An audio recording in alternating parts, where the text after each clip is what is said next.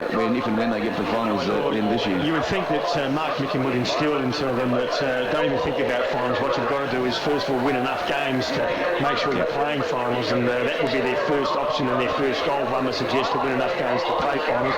But yeah, the monkey's got to come off the back at some stage, you'd think, but it's been terrible. One thing that is in my memory from last year in the final series is at three-quarter time when the whole board were out on the ground, John, and you just got to wonder, the players look up, they're under pressure enough to play, and then they see all the board members standing around and think, well, is that the right place for the board to be?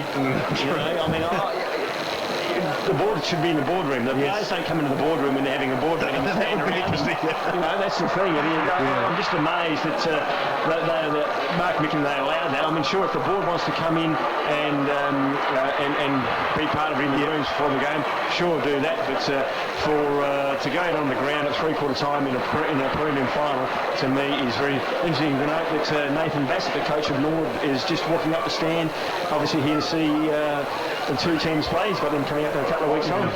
Sturt next week at Adelaide, one of RPH's games. But yeah, it's a good point. I must admit, I did think that was a bit strange with the board all standing there, almost like the execution squad. But in terms of who's going to win today, I do go for Glenelg. Home advantage. I think they're a more settled lineup. Tux was right. They've both got a few debutants coming in, but more senior players for Glenelg for mine. Sturt, unknown quantity, as I said. It'll be interesting to see how they go today and what we can expect from some of their new younger players and second-tier players, guys who are pushing up. But for mine, I think the Bays at home will be too good. Yeah, got to agree with you, Johnny. I think Glenelg will be too good, too settled as well. And the loss of changes and the loss of the experienced players for the Double Blues is really going to hurt them. Nelson, as we do know, the premiership players. Chambers, a premiership player.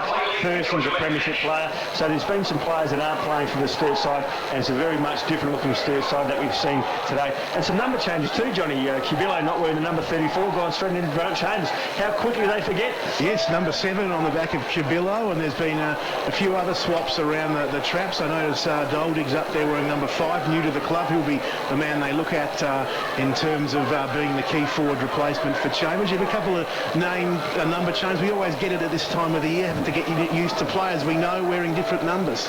Yeah, well, Joe Anderson's done well on debut. He's picked up Sandy Nelson and Ben Nelson's number 11, so good luck to Joe Anderson on debut. Just a little bit of team news for Sturt. They named a squad of 23 in the paper yesterday in today's footy budget, but out of that side go John McDonald, who played reserves, and also Tristan Gunn, who was in the twos as well. Tristan Gunn in the twos. I mean, he was a state player last year. Well, they were worried he wasn't going to be ready. He injured himself in the pre-season. Obviously, he's right to play. They probably just wanted to give him a run in the twos to make sure he was tip-top. But you're right, state player. It'll be a big in when he probably comes back next week for the Blues. It certainly will be. Right, the umpires for today's big game are Colin Rouston, also Craig Fleur, and also Len Lee Hansen. They are officiating. Game just about to get underway here on station-sponsored Angus Securities Game of the Day, and you're with John Nankerville to get the ball rolling. It'll be Kurtz in the ruck for the Blues, Seller starting in the ruck for the Bays, and Thompson and Young Lions. I noticed Thompson for the Blues, Lions the Crows, a rookie-listed player right alongside him. As the bounce of the footy sees Seller and Kurtz fly high.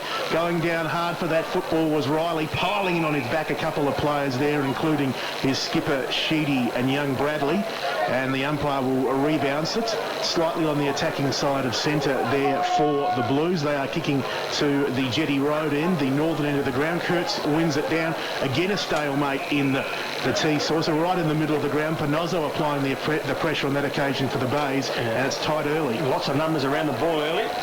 Certainly are, as you'd expect, just testing each other out, as teams always do in the first quarter, but the first quarter of the season especially so, as this time Kurtz gets a clear run at it, but Bradley tried to pick it up, couldn't do so, comes to Riley for the Blues. He sort of threw that one out into the path there of his teammate, and Sheedy will get the first kick for the Blues towards half forward, but it's Adlington who drops in and takes a good mark for the Bays. So Adlington from half back for Glenelg, kicks up towards centre wing, and the mark taken out there by Murphy. Murphy handles onto McMahon. He handles further forward, and left half forward flank kick comes inside 50, up towards the forward pocket, off hands. going in hard. They're trying to get the ball out. There's about 8-10 players around this ball. Thompson on hands and knees gets the handball out. Now Jentsch from half-back for Sturt. Kicks up towards centre wing, pretty wide, looking for Johncock. Goes off hands, and we've got a boundary throw in between half-forward flank and wing on the outer side. No score as yet. RPH football. 5 or almost 3 minutes gone. I have trouble reading the time clock here. I was just trying to see that, John. That's why I paused. There's a pole in the way. Yeah, they never move it. 3 minutes gone first term. As Sturt get another opportunity from the stoppage. Evans got a handball out to Sheedy. He couldn't take it. In the end, came bouncing towards Riley there at half-back. He kicks towards half-forward. There did appear to be a tug there. Sturt, though, pick up the footy through Crane. 55 from goals. The handball comes out. The Bays have the numbers, and it comes to Ben Kane. Left half-back, outer side of the ground. Chips down the wing, and the Bays come up with the football on that outer side wing position. It's Kirkby who drives them towards Ruwop there at left half forward, right on the boundary. Out on the full, Johnny. And it is out on the full. It was a touch and go type situation, and it will be Jentsch to take the free kick at half-back right. So Jentsch played with the Crows last season and played some good games for Adelaide in the AFL. So Jentsch now dummies around his opponent on the mark, takes a bounce, now kicks long up towards and over centre wing. From behind there, up goes Seller, comes down to ground level. He gets a handball out, stolen by Crane. Crane from half forward, tries to kick forward, now gets another kick up towards the goal. It's bouncing. It's just gone through for a minor score. So Sturt on the board, one behind. Glenelg yet to score. 5 gone, first quarter. Well, the Blues get their first score of the season. They draw first blood. And the Bays wasting no time, bring it out towards defensive 50 where McIntyre takes it for the Blues, turning it into forward 50. Chibillo got a little handball out. Bays player getting in the way there as being grabbed hold of in Seller. And too high. Too high before. Yep. Too high before on Mules, and he will drive Glenelg towards centre half back where it's Kane taking the mark onto the run of Panozzo. Isn't this guy a great player to watch at SANFL level? He kicks towards 50. Ruwald out there on his own, waving his arms, takes it on the bounce, 60 from goal at the southern end of the ground. Handballs back to Murphy, who pinpoints the pass beautifully, and the diving Kirkby takes the mark, 55 out from goal. And he's just a little unsure about the distance at the moment. He kicks long up towards the hot spot. Kane worked his way into the front, and Ben Kane marks well for the Tigers. 35 out straight in front, their first chance to put a score on the board. It's so important, guys, when you're playing football to play in front, and Ben Kane was in front there, and the ball did drop short. And when we often say that if you're in front and the ball drops short, you've got an opportunity to mark the ball. Ben Kane's done that, and he's going to have the first shot on goal for the Glenelg. Kicking to the primary school end here of Gliderol Stadium. He's going to kick from around about 45 metres out, directly in front. As Cubillo comes onto the ground, going off for the Double Blues is Thompson. So in he comes now, Ben Kane, first shot on goal for the Tigers for season 2011, and it's a good one, it's a goal. So the Tigers now go to one straight. They lead Sturt one behind. That's on the station-sponsored Williams Brothers Welding scoreboard. We've played 5 minutes of this first quarter.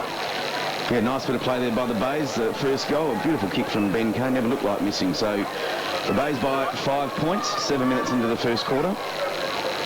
And up in ruck again, it will be Seller up against Kurtz. Also in there, Sheedy, as he has been for the last 10 years for the Double Blues. Cubillo in there as well. He's been a great player for the Double Blues, hasn't he, Jade Sheedy? Just super consistent. So now's the bounce. Bays by 5 points. Seller up against Kurtz. Good bounce. Kurtz gets it down. Now it's roved by Sheedy. Just jams on the boot up towards half-forward flank. In front doing well. Free kick could have been. No play onto the umpire. Dolding against his old side. Just flings it over his shoulder. Up towards half-forward. Now comes down off hands. Taken high in a tackle. Good play there by Johncock. He went lower. And now he can have a shot for goal. He's got a couple of loose players, but he's going to go back now. He's about 45 metres out on a 45-degree angle right forward flank. So Jeremy Johncock for the Double Blues. He certainly won't have any trouble making the distance, you wouldn't think. 42 career goals in 44 games. This to put the Double Blues in front early in the first quarter. 8 minutes gone. So Johncock now approaches the man on the mark. Just walks inside 50 now. On the right foot from about 45 metres out. It's a neat kick, but it's gone across the face of goal. Hooked it a little bit. Through for the minor score. Sturt 2 behind. Glenelg 1 straight. 6, 8 gone first quarter.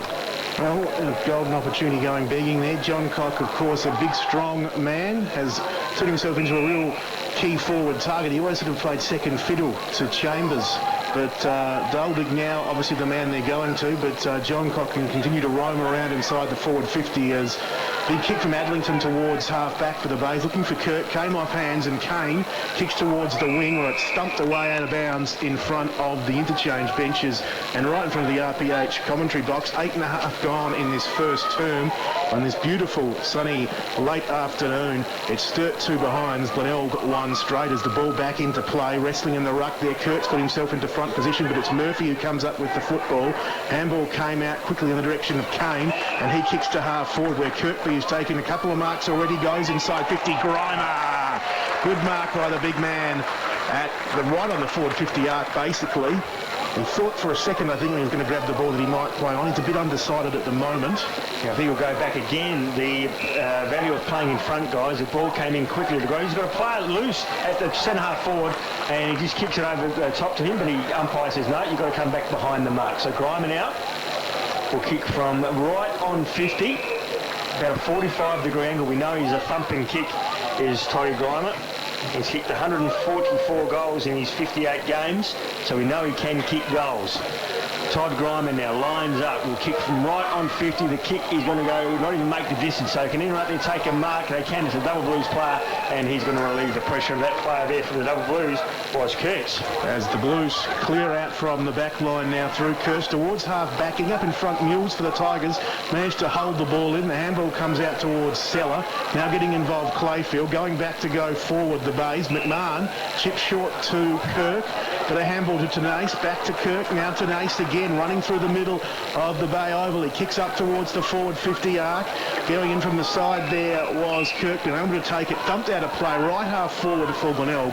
They lead by 4 points, and we have played 10.5 minutes in this first term. So boundary thrown 60 metres around from the Bays goal. It's Grimer up against Kurtz. Kurtz taps it down, trying to get through Sheedy, wrapped up in a good tackle by Grimer. Ball spills free. Picking it up there is Stokes. Handball's good forward. There's Plant. Now the double Blues have a chance. Through Sheedy. Trying to get on the left foot. Now he's about to get tackled. Now he kicks it forward, up towards half forward. Doldig's his target. The kick, in fact, came from Evans, and Doldig gets the ball spoiled away by Sam Rudolph. A boundary throw in 55 metres around left half forward with Sturt in attack. So boundary throw in. There's probably around 16 players around this contest. John Cock tries to work his way there. Seller does well, gets the tap down to Mules. Now Lyons for the Bays. He takes a bounce. He's at half back. There's a free kick though. There's free kick back behind the play. I'm not sure what happened there. I was following the ball, but a free kick coming back. I think it's Clayfield, and he's going to kick from half back. So Clayfield thought about the kick, thought quite strongly about it before handballing it off. Now the loose ball spills out towards half-back. It's now one handball too many. Murphy grabbed it, tackled well, spilled towards Wingard, who's just come on the ground for the Blues. He went looking for McIntyre. He couldn't control it. Out of bounds left half forward for the Blues. He came on and replaced Evans, guys. Wingard. Well, Chad Wingard getting a run in the first game quite early on as Seller from the back won it down commandingly for the Bays, but pushing it forward and doing well there was Anderson. Can he keep it in tight on the line there? Still at left half forward. He did handball to Duldig.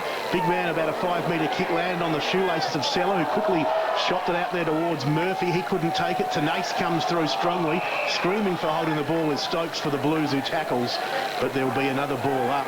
Around about 30 metres out from the Blues goal. We've gone 12.5 minutes first term.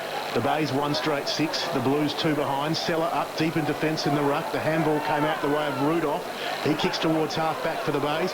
Barrels through young Nilsson there for Sturt, but another young bloke in Wingard picks up and does well. Handballs to Hinge. He can kick towards 50, and the mark is taken there by Stokes. He wants to play on. He does now. Awkward kick towards the goals. Duldig couldn't quite take it. Has a second opportunity. High ball trying to hook it back into open space. It's going to come off, would you believe? Because charging down and taking the mark is Aidan Riley for the Blues, and Smithy Hill go back from about 30 out straight in front. Yeah, it was an interesting kick by Doldig, wasn't it? He just fought the ball in the goal square and actually kicked it backwards up pretty high, and Riley was able to come in and take the mark. So, gee whiz. Interesting play, wasn't it? It was. It was all happening there for a while, right on the last line of defence, and somehow Sturt manufactured a shot on goal out of it, which was impressive. Never say die effort from the big man Doldig. Exactly right. So Riley now from around about 30 metres out, directly in front, you'd think would kick Sturt's first goal for season 2011. Comes in now does the right thing. Does he? No, he doesn't. Oh, gee, you put the mockers on him every time. You say he's going to kick the first goal. And what does he do? He lets you down. So I'm never going to say that again. So another behind of the Double Blues. They've got their third. And the interesting part about this, guys, all those kicks for goal were all gettable. Every one of them, exactly. So Sammy Rudolph to bring the ball back in for the Bays. Glenelg 1 straight 6, Sturt 3 behinds. Every year you see Sammy Rudolph, he's got a different haircut. Yeah, at least he's got hair. I envy him in those stakes. So Sammy Rudolph to bring it back in. Kicks towards the grandstand side. His target is Big Kurt. Works his way in there. Hinge was in there also. Cubelo dives on the ball. Back in there again goes Kirk. Meyer skirting the packs. Also Wingard of Sturt. It was interesting in that kick-off Tuck, that Cranston actually was behind but worked his way around to the front. And again, so important to play in front. So ball up about 55 metres out from Sturt's goal. Left half forward flank. They're kicking towards the Jetty Road end. Tap comes down. Mules went for the socket but then pulled his kick. In danger. Thought it might have been in danger. In there goes Meyer. And we're going to have another ball up about 65 metres around from Sturt's goal. Left half forward flank in front of the grandstand. So a dozen players around this contest. As it's John Cock there wrestling with Clayfield. Comes down off hands. Mules with a good tackle. Wraps up Thompson. And we're going to have a third ball up here. About 75 metres around. 3 behind Sturt and Glenelg a 1 straight 6. Chitty off and Evans on for the Double Blues.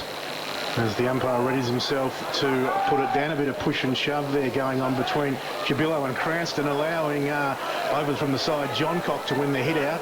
Down on his hands and knees though, Tenace with the handball out to Meyer for the Bays. They work it well. Young Agnew on the ground found Kane, and it ends with Ruwald who puts the Bays inside 50. Wrestling match going on there. Bouncing football. Leading there first was Stokes for the Blues. He handled it straight towards Meyer though under pressure. He's tackled. Jens grabs a loose footy. Scrambly stuff but hard football, and finally the Blues can get it out, or can they? Stokes got it towards Thompson. He fumbled it, knocked it forward. Stacks on the mill now at centre half forward for the Bays, and there'll be a ball up.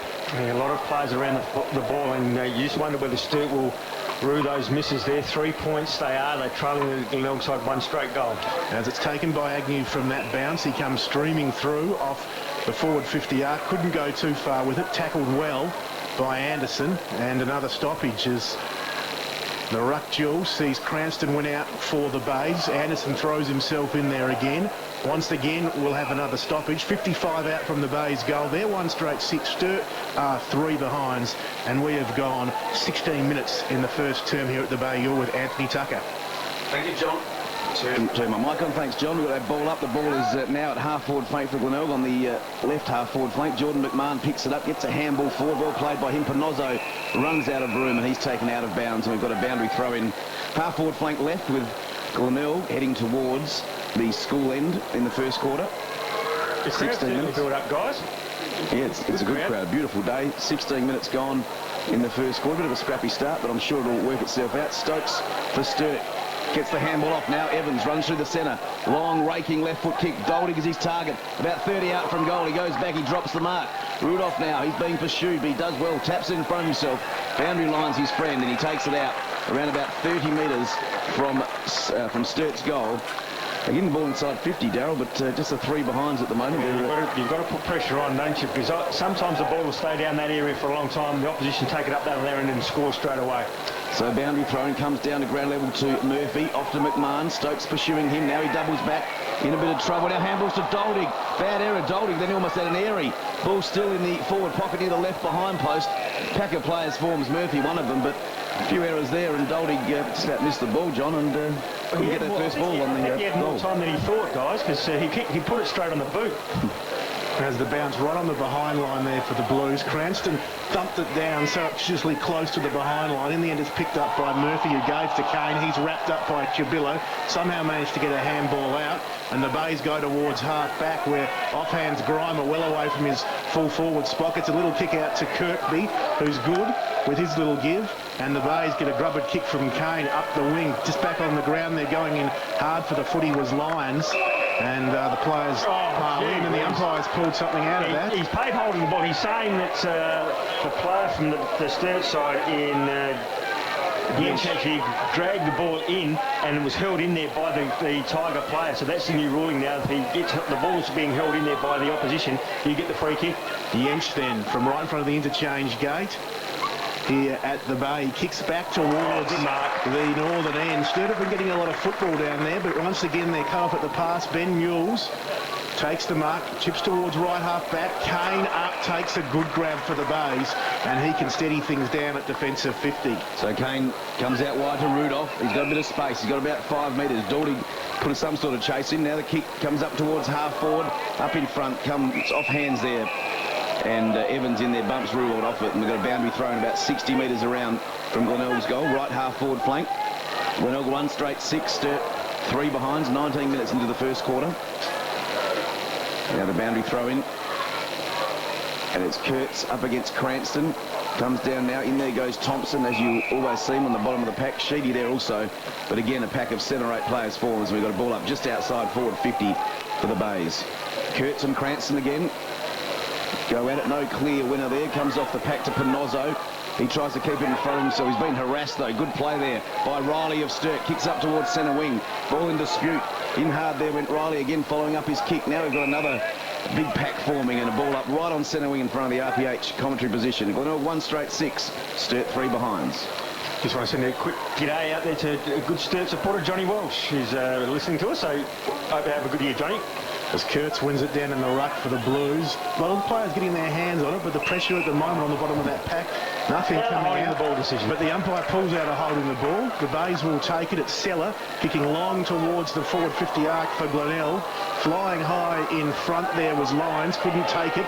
Jentsch picks up the loose footy at half-back for the Blues. Handballs to Sheedy in the middle of the ground. He gets it on his right boot. An awkward kick towards half-forward. Didn't please the Sturt coaching staff. If you heard the thump on the desk next door, Kirk took the mark. Handballed it to Seller. Adlington involved. He's going to get another opportunity at half-back for Glenelg. He does all he really can do and toe poke it out towards that outer side wing. Diving in there in the contest was Bradley trying to pick up the loose football for the Bays. Unsuccessful in his attempt. Sturt can go forward now inside 50, but the kick's wayward, out of bounds on the full, and there'll be a free kick left back pocket for the Bays. Interesting, guys. We saw a lot of that in the first game I called today, Port and Nord. They went to the pockets a lot of the time. Very hard to score goals when you're going deep into the pockets. The place to go to is the top of the goal square. 30-metre radius out front of the goals is where most goals are scored in footy. So Kirk with a relieving free kick, kicks up towards half-back off hands. Now Sturt with a chance, comes inside there, and Doldig takes a good mark, and he'll line up from about 30 metres out on a slight angle for his first goal for the Double Blues. He's kicked the career total for Glenelg of 163 before today. So against his former club, he has a chance to put the Double Blues in front with their first goal. So Doldig now walks in. He'll walk into about 35 metres. Normally a beautiful kick, kicks on its way. It's home. First goal for the Double Blues.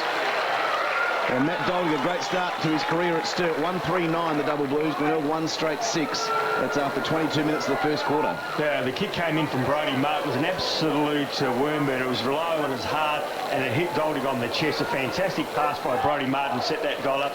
Doldig got a step in front of Rudolph, and there was no way that everyone was going to stop that ball from Martin. It was a fantastic kick, so that was a highlight from Brodie Martin there. A fantastic kick. So the Double Blues now lead 1 goal 3-9.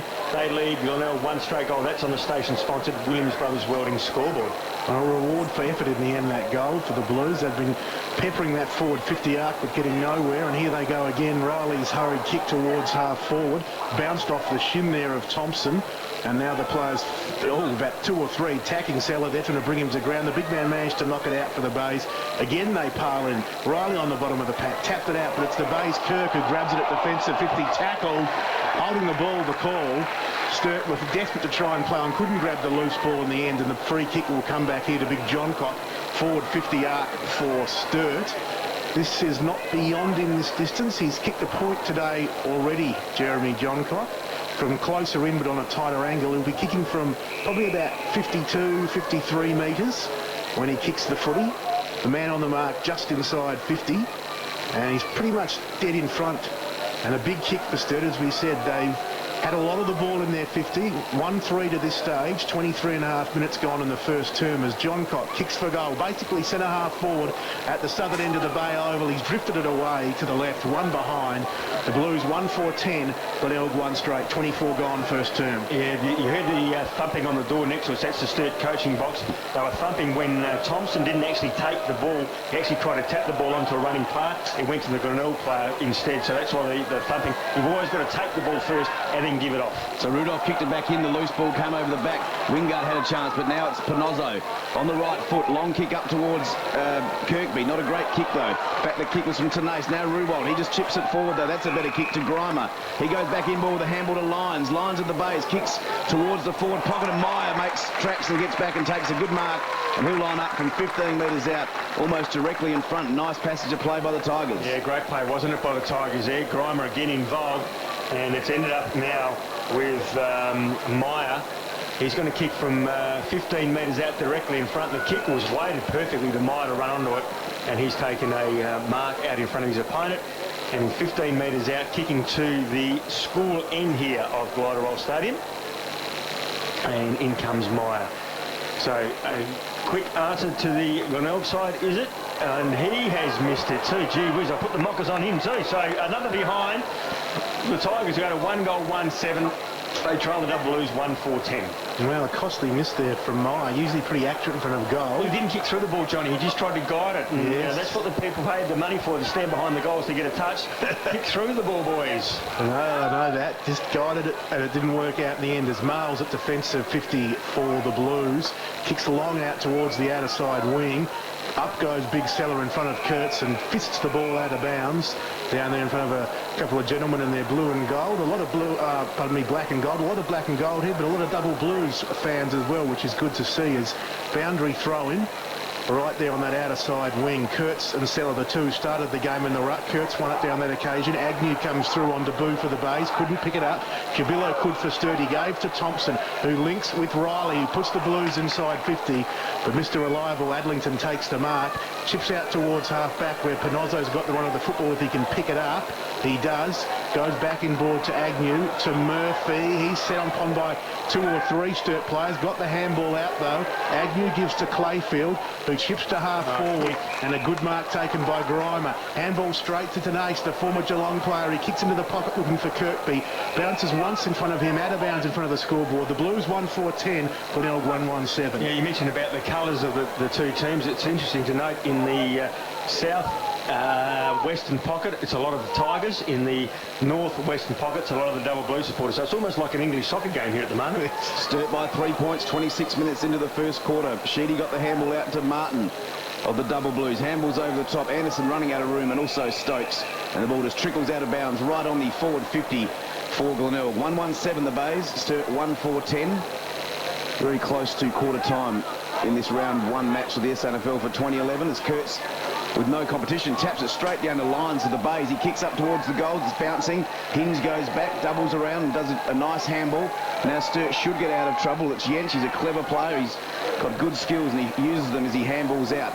Now Sturt have a chance from the back pocket right in front of the scoreboard. Now Anderson of the Double Blues kicks it up. It didn't look where he was kicking. It's into the centre. Now Clayfield has the run of it, but in goes Cubillo. Perhaps should have tackled. It went to the bump. Now comes to Kirk. Kirk just whacks it on the boot up towards Kirkby. In fact, it's Lyons. Lyons takes the mark, plays on quickly to Tenace. He's on forward 50. Runs around, now chips it up towards the goal square. Now a chance for the Bays going back. That time it is Kirkby.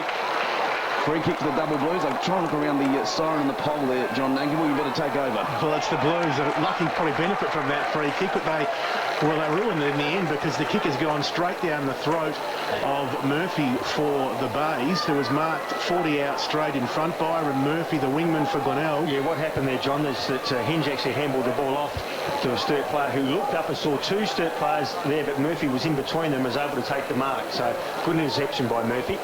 And he has the footy, as we said, 40 out straight in front. 28 minutes just gone in this first term. His chance to put the Bays back in front. He kicks and kicks well. I thought the kicking yips may have got to him as well. It was drifting towards the right, but the goal umpire was happy. Glenelg get their second. They're back in front. Latter stages of this first term. 2-1-13. The Blues 1-4-10. Yeah, sort of this late in the quarter, guys, the best thing to do when you're in defence is try to get it as far away from the goals as you can. You don't have to be pretty about it, but what he did was just actually chip short to two players. Murphy was in between. He was able to take the mark I'll get that word out in a minute. Oh, gee, he's going. Unattended. That's it. As back in the middle, it's going to be Seller in the ruck for the Blues versus Kurtz. Kurtz running in from off the wing for Sturt. Won that down. Sheedy picked it up. High ball towards half forward. The Blues continue to attack their forward 50 arc. Only one goal for the quarter as Stokes gets it. Sells the dummy on McMahon. Kicks towards the goals and puts it away to the right. Yet another behind for the Blues. Their fifth for the quarter. They go to 1-5-11. Glenelg 2-1-13. 29 gone. First term. He's gone over the line. So he's got to come back there. We saw what this game in the Port Adelaide and Nord game today, guys, where the ruckman actually was a bounce down around about where this one's going to be. The ruckman actually tapped it through for a behind. Free kick was given. Deliberate, so they kicked the goal from it. Very interesting. So a big error there from Murphy kicking off for the Bays. He's just gone over the line, so we've got a ball up with Glenelg leading by 2 points. Sturt a chance for a late goal, but there goes the siren for quarter time. Okay, quarter time here in the SANFL game of the day on 5RPH. It is Glenelg 2 goals, 1-13. They lead Sturt 1 goal, 5.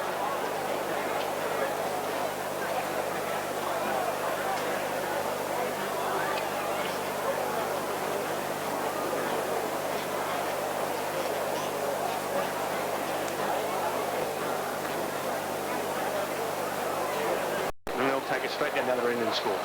No, very true, and we saw that happen actually during that quarter, and it was lucky in the end for the Blues that Meyer missed for Glenelg. They had that John Cox shot and Meyer had the shot and missed, so yeah, it'll be interesting how it goes in the second term.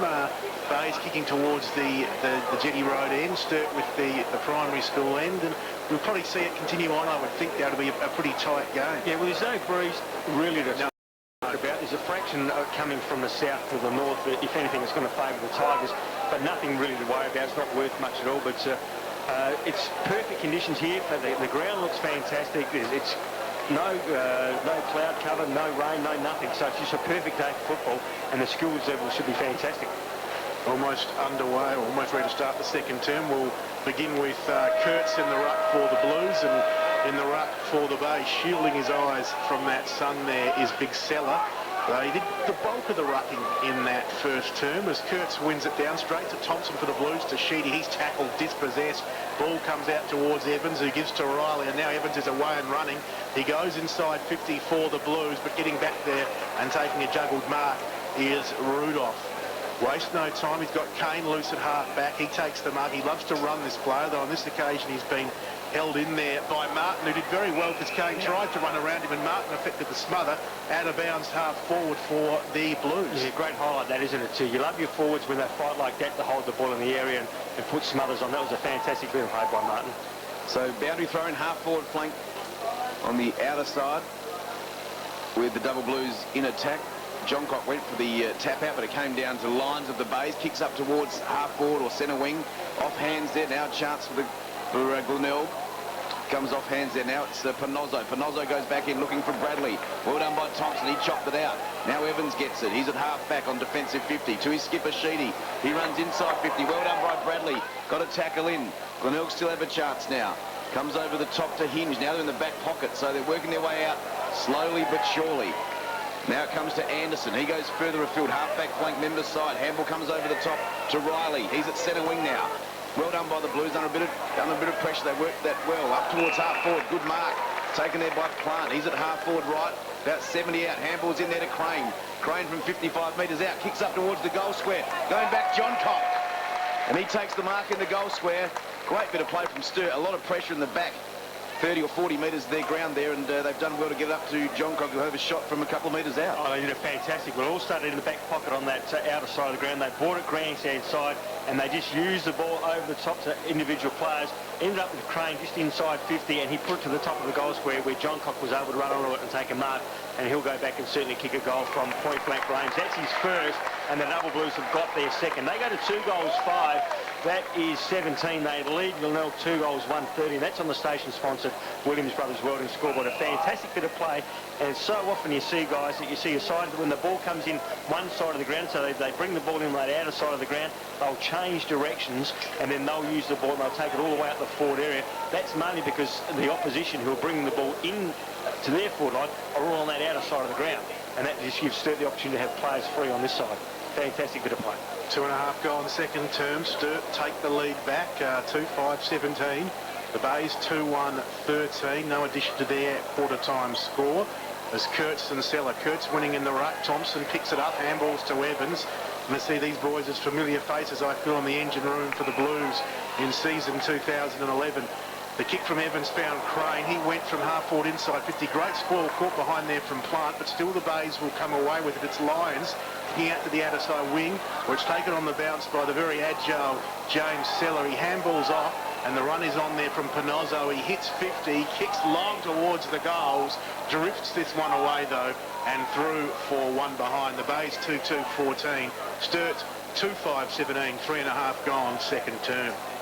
So the Double Blues to bring the ball back into play, leading by 3 points.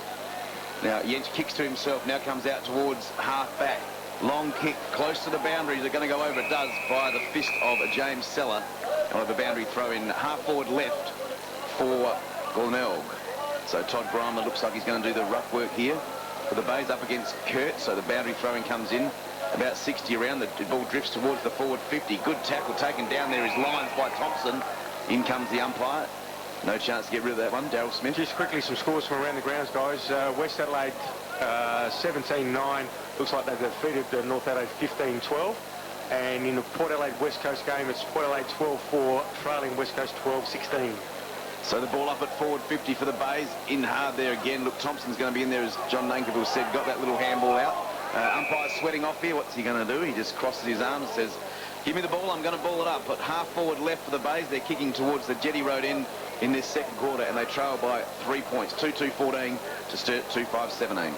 Now, Sturt had the yips at the Jetty Road end in that first term. Interesting to see how the Bays go with it, as it's like another stalemate. 52 out from Glenelg's goal, as young Agnew gets up off the bottom of that pack. He's been impressive in his debut. The young 18-year-old, a likely type, wearing Guernsey number 46, a smallish player, probably around the 5'11" sort of height, and looks like he could develop into quite a good on-baller for the Bays, as again we see another stoppage.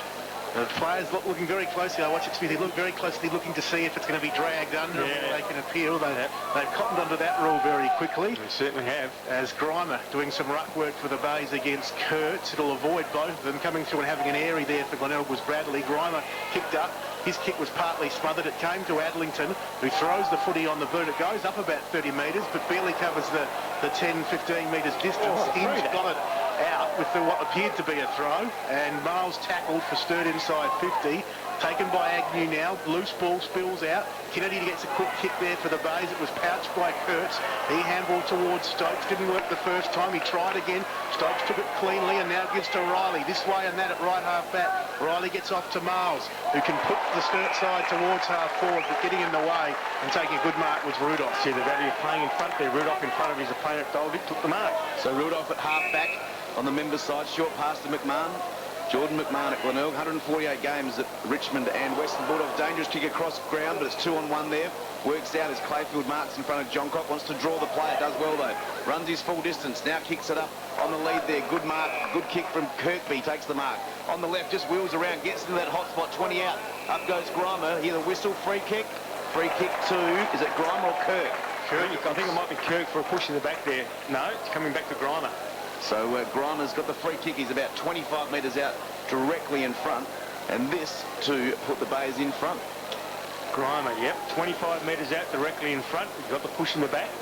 So in he comes now. Kick is on its way. This time he has kicked through the ball and he's kicked his first. So he is now on the scoreboard. Toddy Grimer And Glenelg have got their third. They go to 3 goals, 2-20. They lead by 3 points. Sturt, 2 goals, 5-70. That's on this station-sponsored Williams Brothers Welding scoreboard. Glenelg just moved the ball far better into their forward line on that occasion. And Todd Grimer gets the first goal of season 2011 off his own boot. Looking for a big season as the Glenelg spearhead. He's come along each year and been very impressive there at the Bay. And on that occasion, up and under kick, but he was about 20 out straight in front, no problem in the end. 7 minutes gone in this second term. As Daryl Smith told you, the Bay's back in front by 3 points. We have the restart. Kane has got it for Glenelg. He was taken high there by Evans and will get the free kick. Kick the first goal of the game. He handballs off to the run there of Atherton, who's been very busy running off half-back. Kicks inside 50 and a great mark was taken by Kirkby. The Spring Hill Jack for Glenelg. He loves to jump around, pull down the big grab, and he's done that well on this occasion. The angle's an interesting one. He's probably about 35 out, probably a little bit more than a 45-degree angle in the end. But it's still very much within his kicking range, as he just doesn't want to try and guide it through, as Darryl tells us, kick through the football. As Kirkby kicks with the left foot. It started straight but went away to the left. Another behind in this game. See, no power in the kick there, John. That's the thing. He's got to have some power in his kick, and he's really got to aim it to the right-hand goalpost. He just aimed it at the left-hand goalpost. Because there's no power in the kick, it just fades away. 8 behind scored today at the Bay. Glenelg 3-3-21, Sturt 2-5-17. So 8.5 minutes into the second quarter, Sam Miles for the Double Blues brings it back in. Long kick looking for Kurtz. He's at half-back on the grandstand side. Ball spills free. There's 3 Tigers there. They could raffle it. Handball comes out to Kirkby. It was at his feet, though, and he couldn't pick it up. And the ball spills out of play. The handball coming from Rubon. A little bit messy, and we've got a boundary throw in about 70 metres around from Glenelg's goal. Left half-forward flank. The Bay's 3-3-21. Sturt 2-5-17. The boundary throw in again. Kurtz taps it down, coming through quickly. There was Crane, couldn't grab hold of it. Ball loose. There goes Agnew again. Agnew closes inside 50. Kicks an absolute mongrel punt off the side of the boot. Hooked it badly. Just fell in for a minor score. Yeah, we've got a station sponsor for that fire. It's the Smithfield Crash Clanger. Well, the young man on the boo got up ahead of steam, saw the goals ahead, thought he could make a hero of himself, and in the end didn't work out. But he has been looking good for the Bays as Jensch brings it back in towards half-back for the Blues. A big long kick off hands. Kirkby does the roving. He kicks inside 50 where Miles grabs it for the Blues. Gives it to Jensch, who handballs to half-back where Johncock takes it. Here's Jensch running and running well, as he loves to do. His third touch in about 30 seconds. He kicks to 50 on the bounce. Riley got it. Shook off the tackle. Should kick a goal for the Blues and does kick a goal for the Blues. Aidan Riley, his first for the game. He's kicked 1 goal, 1, and the Blues, well, they take back that lead. They go to 3-5-23. Glenelg 3-4-22. 10 gone second term. Interesting to note that both the Sturt goals, the last 2 goals that Sturt have kicked, they've come the ball from out of the fence all the way down into their forward line without a Glenelg player touching it. So that would be worrying signs for Mark Micken, the fact that they can able to run the ball from coast to coast without a Tiger defender touching the ball. So, and again, a fantastic bit of play there by the Sturt side. Some great foot skills being on shown here, and ended up with Aidan Riley kicking his first. So Sturt by a point, 10 minutes into the second quarter. Best passage of play. Kurtz wins it down. In there goes Crane. He's trying to run in front of him, so he's going the wrong way, though. A little left foot kick about 20 metres out towards Sheedy. He probably wouldn't mind the boundary line. Sheedy overruns it. Panozzo gets it back to Mules. He's on centre wing on the outer side. Kicks long inside 50 into the pocket. Kirkby up way too early. Comes off hands. There's a free kick being given away by Kirkby for that indiscretion as he went up a little bit too early. In fact, not a little bit too early. Much too early. So Anderson from the back pocket has a loose play here in Kublo. Really held on to the ball a long time. Kick needs to be perfect, and it's not. It's gone out in the full. Kublo marked it, but he was a metre over. Yeah, probably held on to it a bit too long there, Tuck. He did. Lyons kicks in. That's not a good kick either. Clayfield goes in with courage. Gets a free kick. Well played by him. No, not Clayfield. That's Wingard. Sorry, he's 17-year-old. Wasn't that just a clash? Didn't see much in it, did there? Yeah. But Wingard, the 17-year-old under debut, did well, and he has a short pass out of Stokes at half-back. So Stokes was with Hawthorn in the AFL the last couple of seasons, playing with the Blues this year. He picks out Martin there for Sturt. He goes along to 50 in Dundalk, enjoying playing in front of his old fans here at the Bay. Where the first game we see him in the double blue jumper. He marks at 50, goes short, and popping in there is Plant and taking the mark. And be careful there, Mr. Kirk. He put the shove in the back. The umpires love to grab hold of them and run them towards the goal line, but he didn't on this occasion. Good umpiring. And going back and having the shot at goal will be James Plant for the Blues. 39th game with Sturt. He seems to have been around for quite a while now, Plant, and he kicks from just inside 50, and he kicks very nicely, James Plant. This is more like it for the Blues in terms of making the Bays hurt on the scoreboard. They get their fourth. They go to 4-5-29. Glenelg 3-4-22. 12 minutes gone in this second term, and Sturt just taking a little bit of ascendancy at the moment, Smithy. Yeah, they certainly are. Again, the ball coming out of the defensive side of the Double Blues all the way up the field without a Glenelg player touching it, ending up with the former lead singer of the Led Zeppelin band, of course, Jimmy Plant. He kicked a goal from around about 50. A fantastic kick. Well done. So back in the centre now, it's going to be Kurtz again up against Cranston. In there, Thompson for the Double Blues up against Murphy. Looks like his opponent at the moment. Kurtz wins it down. It comes down to Sheedy. Sheedy just bangs it on the boot, gets it in quickly. About 30 out from goal. Pack of players forms, comes off hands. In there goes Stokes. Stokes from about 30 out. Kicks it across the face of goal and through for the minor score.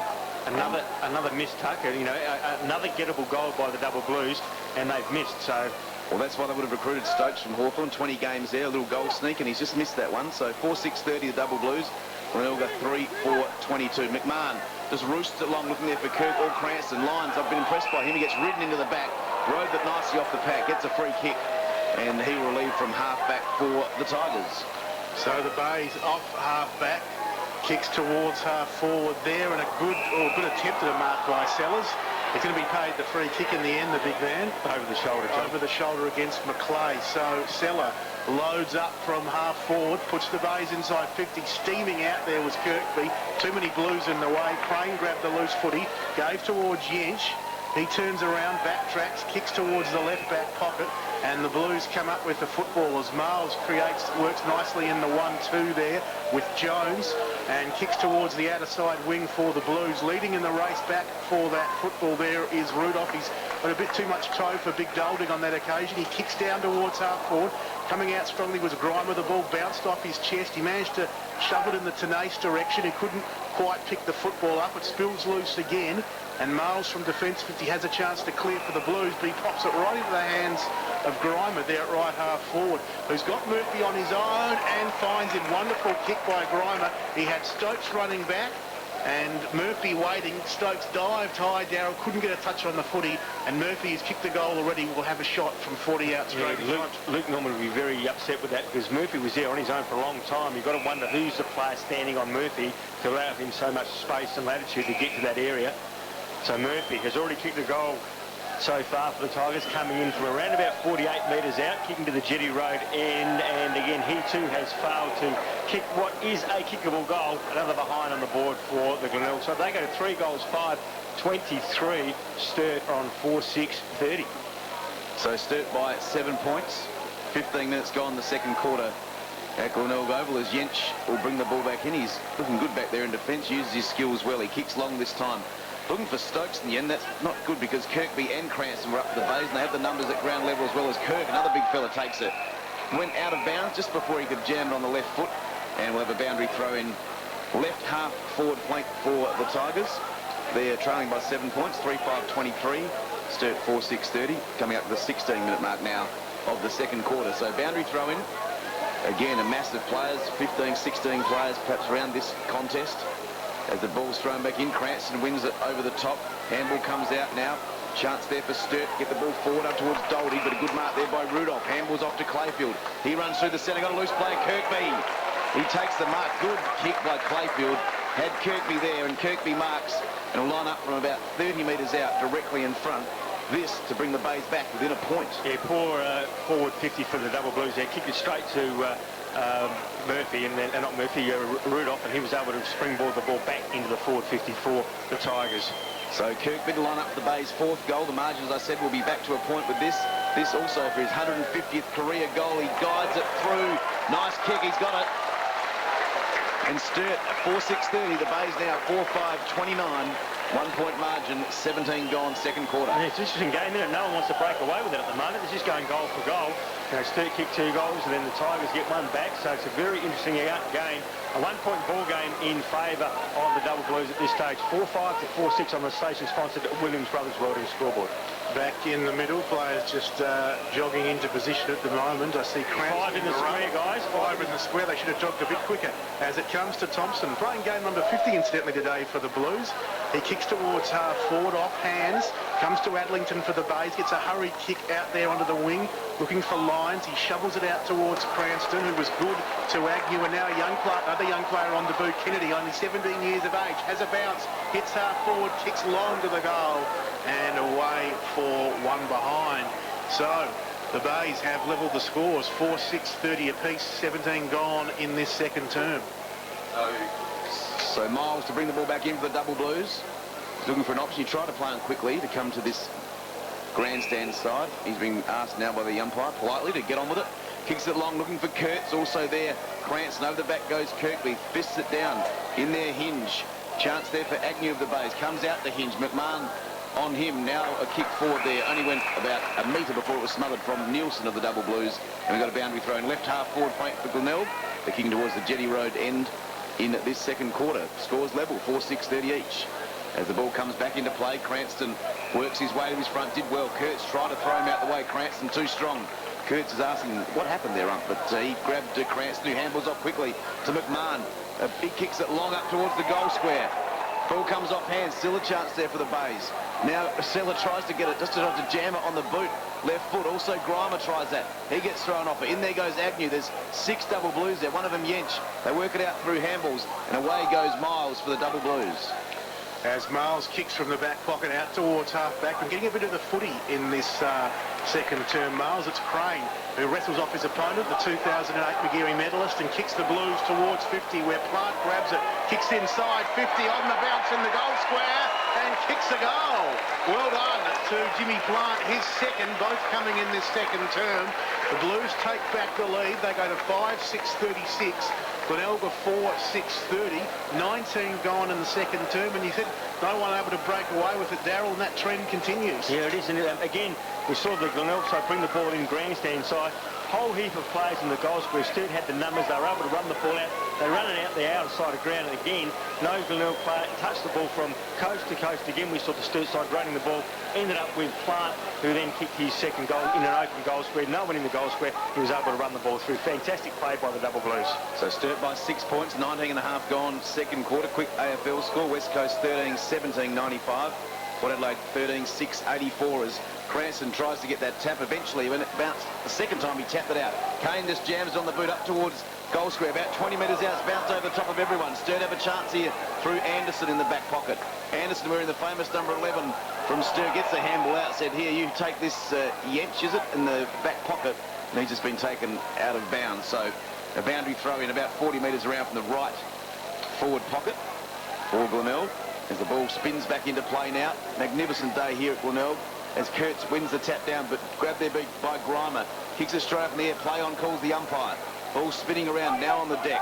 Chance here for Sturt. In there goes Yench again. Also in there Riley and Jones of Sturt, but we're going to have a ball up. Not much happening there in the forward pocket. Score check, Sturt 5-6-36, Glenelg 4-6-30, 20 and a half gone second quarter. Have a look, guys. Every player from both sides in virtually into the forward third of the oval, not the half, the forward third. Yeah, they certainly packed it down as Glenelg deep in attack there at the Jetty Road end, the southern end. Kurtz knocking it out of bounds in that bounce down. There'll now be a boundary throw in. The umpire Rouston's come in and seen something he's not overly happy about. Is it a flat football? He's running towards the bench. I think it must be a flat football. He's holding it up. So we've seen a lot of this in the last couple of years, haven't we? That they changed the footies halfway through the game. Yeah, well, they've brought a new ball out as we speak. They don't make them like they used to, Smithy. Oh, it's amazing. I remember Jake Akamana say something about the footies last year, and ever since then we've seen umpires run off the ground with the footies virtually every game. Well, they've managed to find a new football as Kirk kicks it down towards the right forward pocket at the southern end where the action is. Sturt leading by 6 points. The Bays, though, deep in attack. 21 gone second term here on RPH's match of the day, or one of 2 matches of the days here on RPH. Sella wins the ruck hit out for the Bays. Again, we see that contest at ground level, keenly fought out. McClay on the bottom of the pack. Umpire Rouston watches things carefully, and Kurtz gets up, McLeay gets up, Grimer gets up, and will continue on the play. There's a whole heap of players charged towards that ball. Kurtz standing on his own, quite happily won it down in the ruck. Bay player going in there hard was Adlington, sort of looking for a little give there as it came to Panozzo, but Sturt will come over the football as Anderson was good to Sheedy. From left half back, he kicks towards that outer side wing. Getting in there was Rudolph, holding the ball up. Still at right half forward basically for Glenelg, and they come up with it again. Little chip from Panozzo was good to Kirk, to McMahon. We haven't seen a huge amount today, but he gets the possession there and puts towards Agnew. And, well, I said we haven't seen a lot of him, but that was a wonderful kick. And Agnew puts it up towards the forward 50. Good contest between McLeay and Murphy. McLeay late punching down. Evans kept it in by millimetres there on the boundary line at half-back. He chips short, and Miles has it for the Blues. They lead by 6 points, 22.5 gone second term. Yeah, nice skill there by Evans. He found Miles, who's also been impressive, and he kicks long up towards centre wing, right in front of the RPH commentary position. Big spoil from behind from Clayfield on Kurtz. And we've got a boundary throw in right on centre wing. Sturt by 6 points. Coming up to the 23-minute mark of the second quarter here at Glenelg Oval. So the ball to be thrown back into play. Kurtz up against Cranston. They're wrestling again. Kurtz just reaches around the left hand, taps it down. Good hands up there by Thompson. He handballed off there to Stokes. Stokes kicks up towards Dolding in front. Good position by Cubelet. Couldn't pick it up though. Then goes in clumsily with a tackle. High tackle there. Fumbled and then gave away a free kick to Rudolph, who handballed off to McMahon.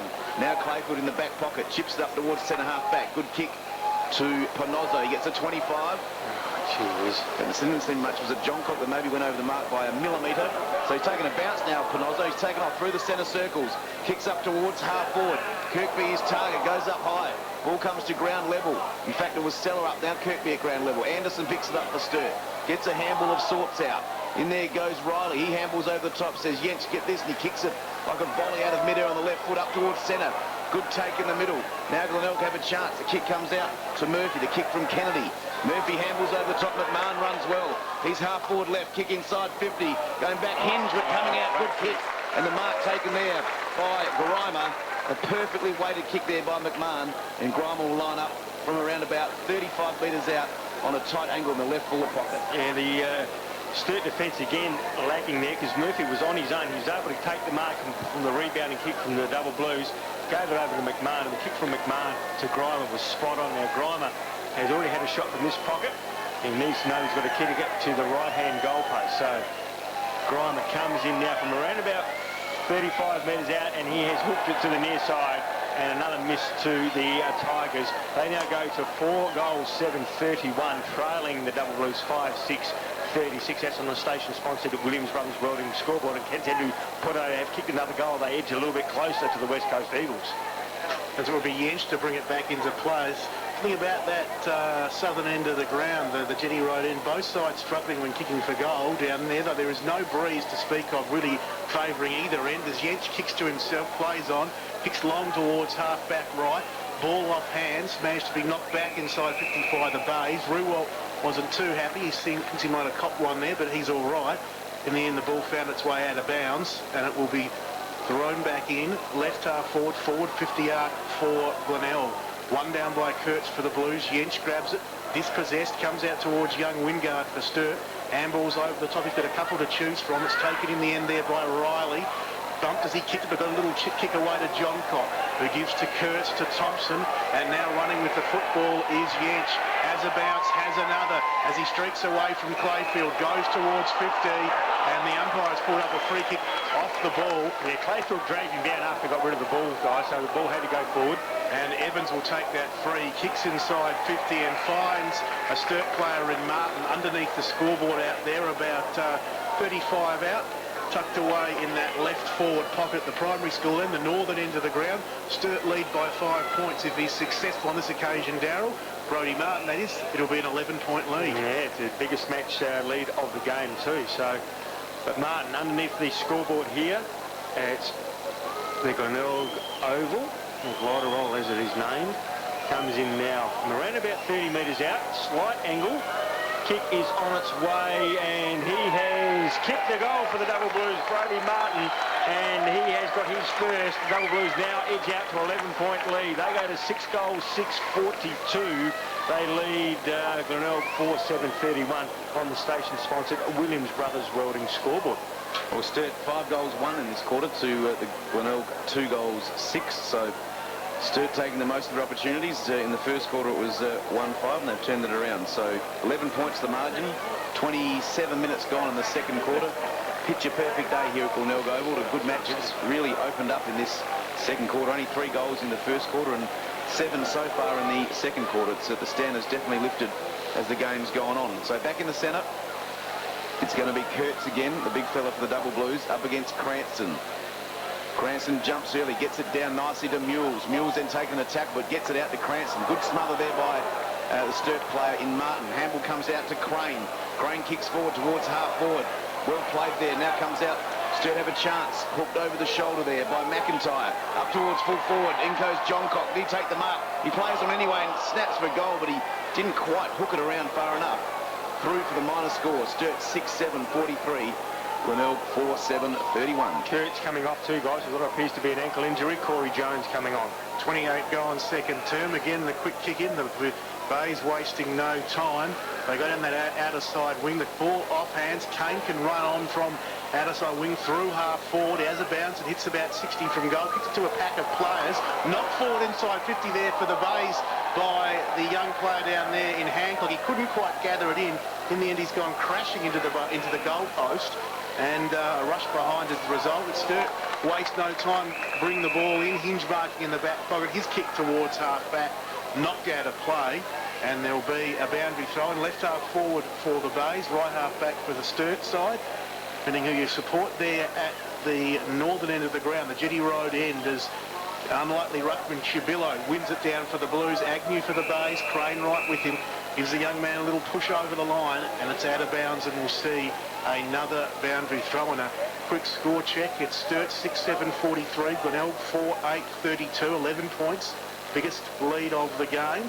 There's no clear winner in the ruck, picked up by Hinge, the former Bay player at defensive 50 for the Blues, and holding the ball.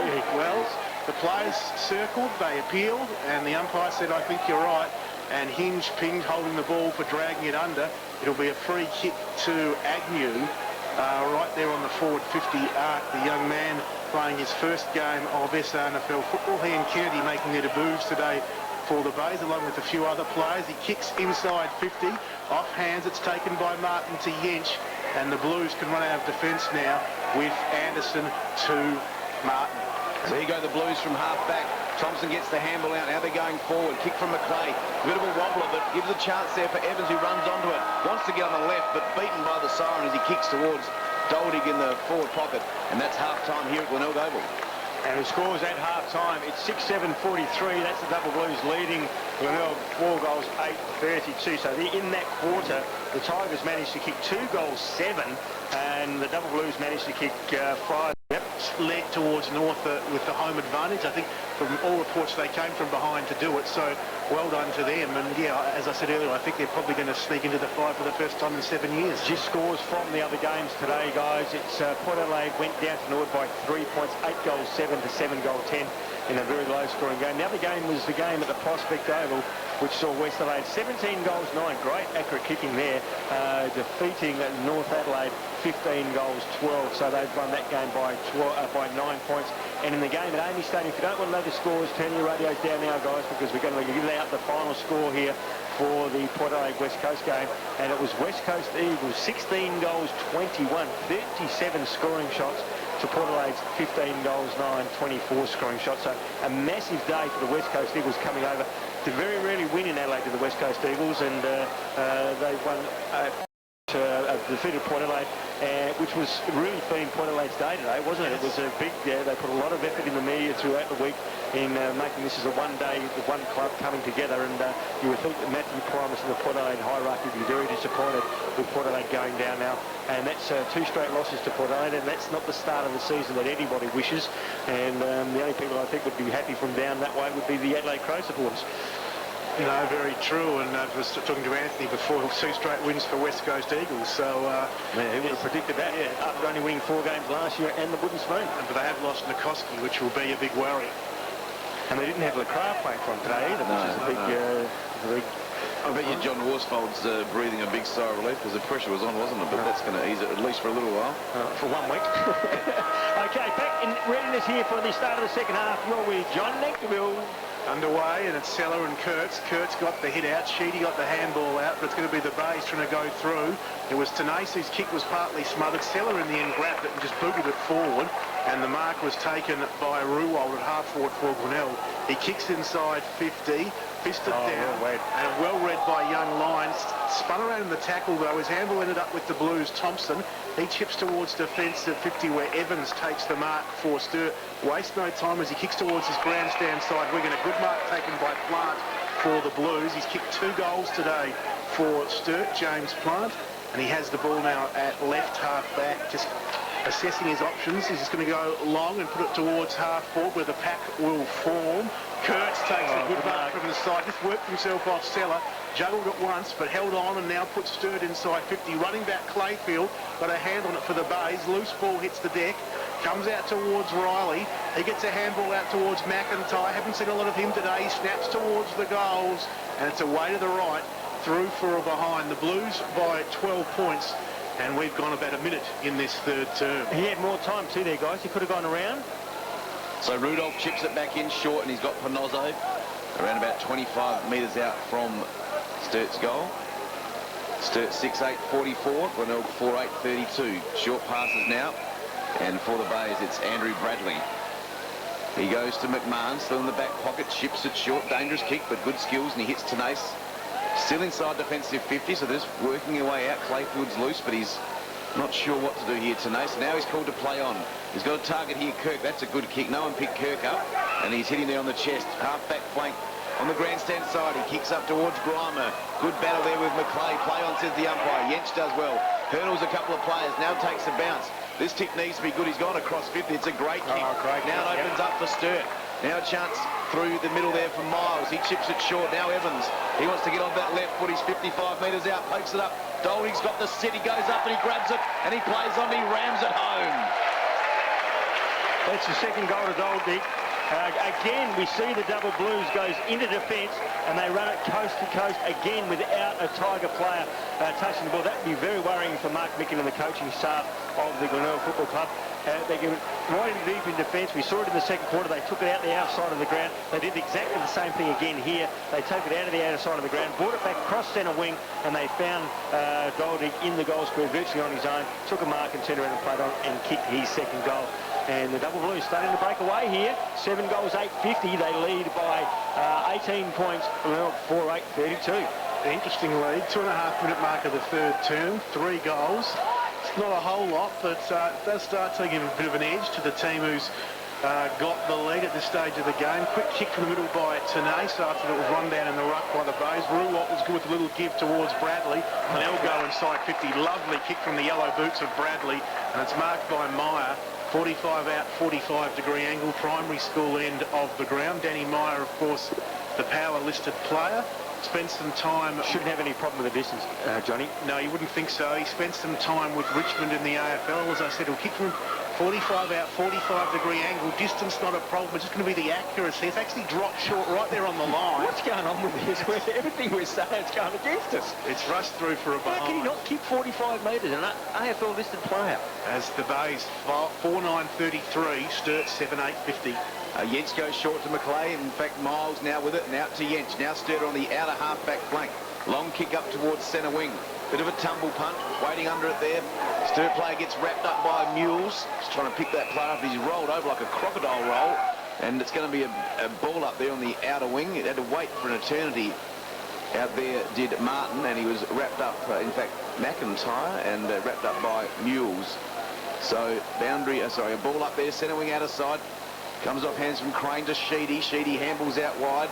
Now a chance for Crane. He got it from Martin. Crane about 55 metres out. Hooks it up there towards Dolding again. He's got the mark.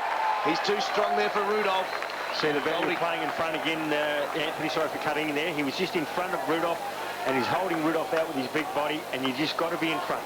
So Dolding took the grab. He's on a tight angle in the right forward pocket, kicking towards the northern or Jetty Road end. So Dolding will line up. He's about 15 metres out and about 5 metres in for the boundary. But a goal kicker like him should dog this one. He's kicked it straight through. And Doldig has his third goal on debut for the Double Blues against his old side, Glenelg, and Sturt stretched that lead out further, 8-8-56. Glenelg 4-9-33, 5 minutes gone, third quarter. And in front of us, you can see three little boys jumping up and down. They are Luke Norman's young boys, so they're very excited. Sitting around to Dad, and I don't think his dad would want them sitting too close to the coach's bench when he's coaching, to be honest, because we have heard a few expletives come out of that room. But no, Doldig, a fantastic effort. Playing in front, so important. You must play in front, up forward. Yeah, just that big, strong body, isn't it? There's probably few players bigger and stronger in the upper body than Doldig, and on that occasion it was great stuff from him. He's kicked three as Bradley tackled in the middle for the Bays, managed to get it out, but it's the Blues who will go forward. Martin got it from Thompson and kicks long inside 50, does Brodie Martin, and it's gone long and inaccurately towards the goals and out of bounds on the full. Guys, Glenelg are playing Grimer loose in defence at this stage.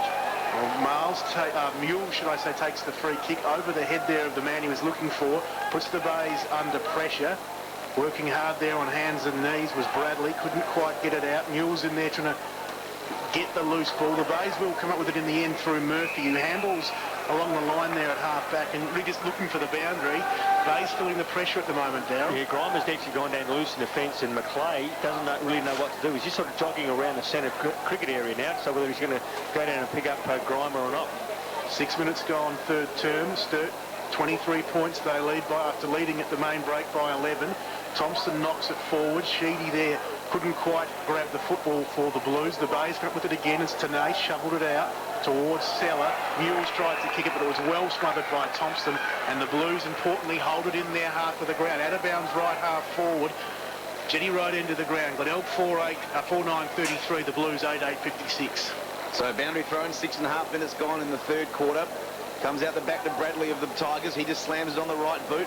Kicks it up there. Miles is in the back position, punches it down to ground level. Now running onto it, Kane does well. Evades the tackle there from Yench.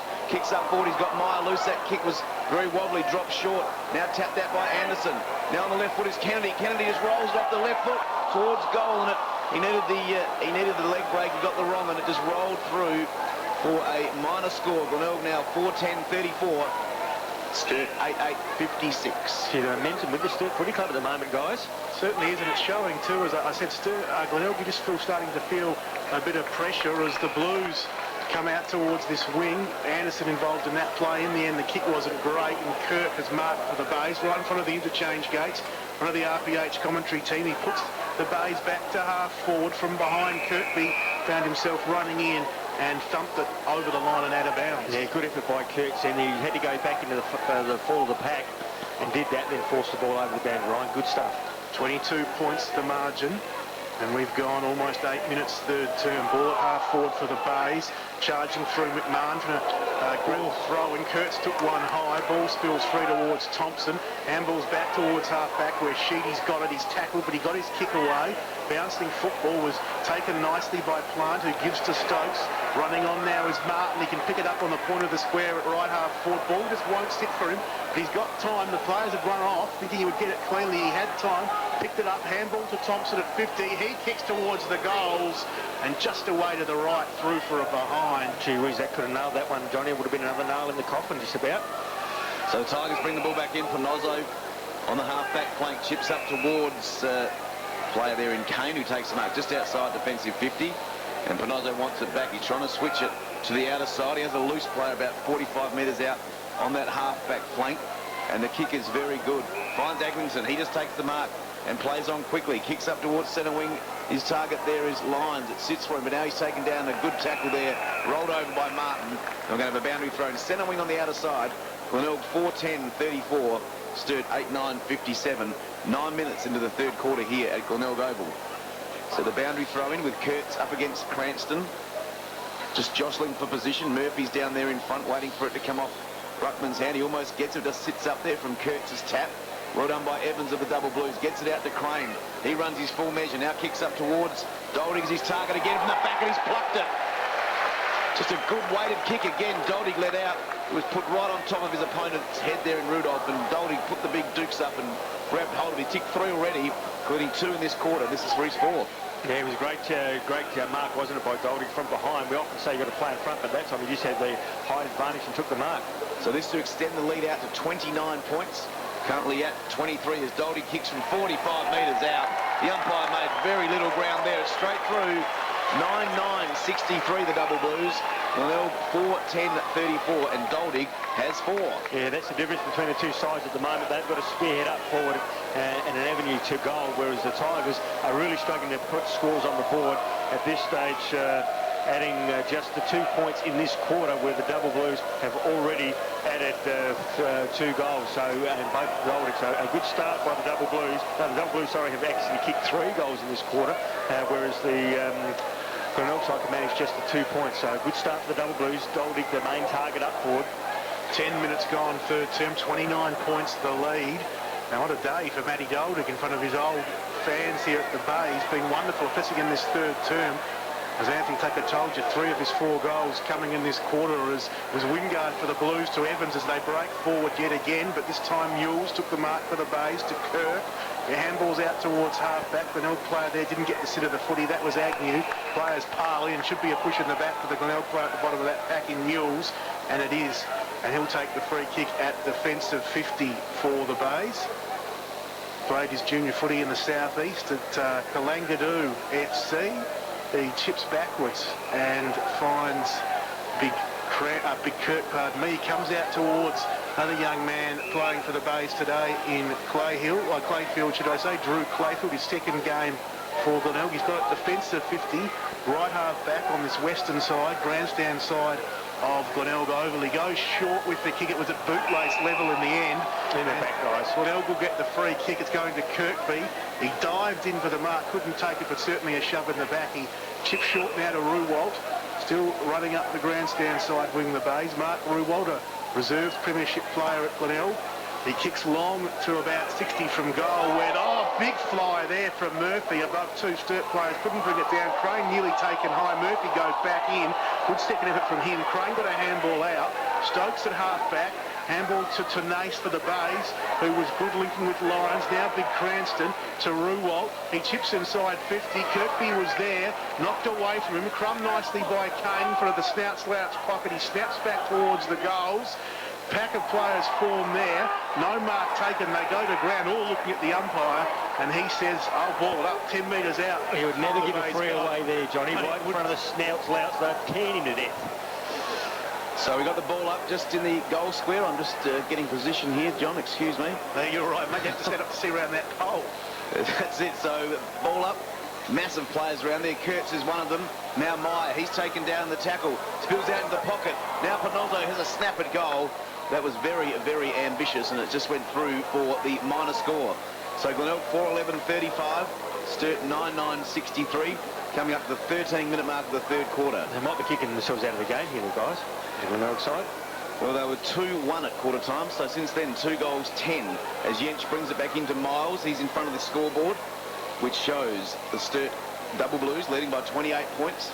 Now he kicks along the line, just kicks long up towards centre wing. His target there, John Cock, went up unattended, unassisted. I'm not sure what that word is again. Unopposed. Unopposed. I'm going to write that down for next time. As it spills out of play in front of Jordan McMahon. We've got a boundary throw and centre wing on the outer side. Double Blues by 28, 13 gone, third quarter. They've looked very good in the second and third term, Sturt. They didn't look too bad in the first term. They just couldn't put the scoreboard pressure on. But the Bays are struggling, but they have a chance here perhaps. Ruwalt got it from Panozzo, but his kick's been chopped off by Anderson on that outer side wing. Former Carlton player away and running. His kick's high, wide and handsome, though, out of bounds on the full. His station sponsor for that Johnny Nank, I'll say, is the Smithfield Crash Clanger. It is indeed, and well, the Bays will take the free kick at half-back when the ball is returned into the field of play. It is now with McMahon, the former Western Bulldog and Richmond player. His kick wasn't too great, but the umpire's blown the whistle again, and it'll come back to McMahon. So just getting him around behind the mark, he gets a second opportunity. About 60 from his defensive goal, and they need goals themselves, the Bays. He goes short on this occasion. Still not a great kick, but this time he does find Rudolph on the chest. Still got left half back, but a lot closer. He handballs backwards inside defence now to McMahon. He had to be on, didn't it? and Kane had to really stretch and dive to take that mark. They're just not got any momentum. They're just not going anywhere at the moment, the Bays. They go around in sort of a semicircle. It's marked by Clayfield at right half back, and he too chips back into the defensive of the area. Adlington's got it. He wants to run. He'll have a bounce. Hits centre half back and kicks the ball out towards the outer side wing. Agnew there. Well done, young man. Running in front of Martin.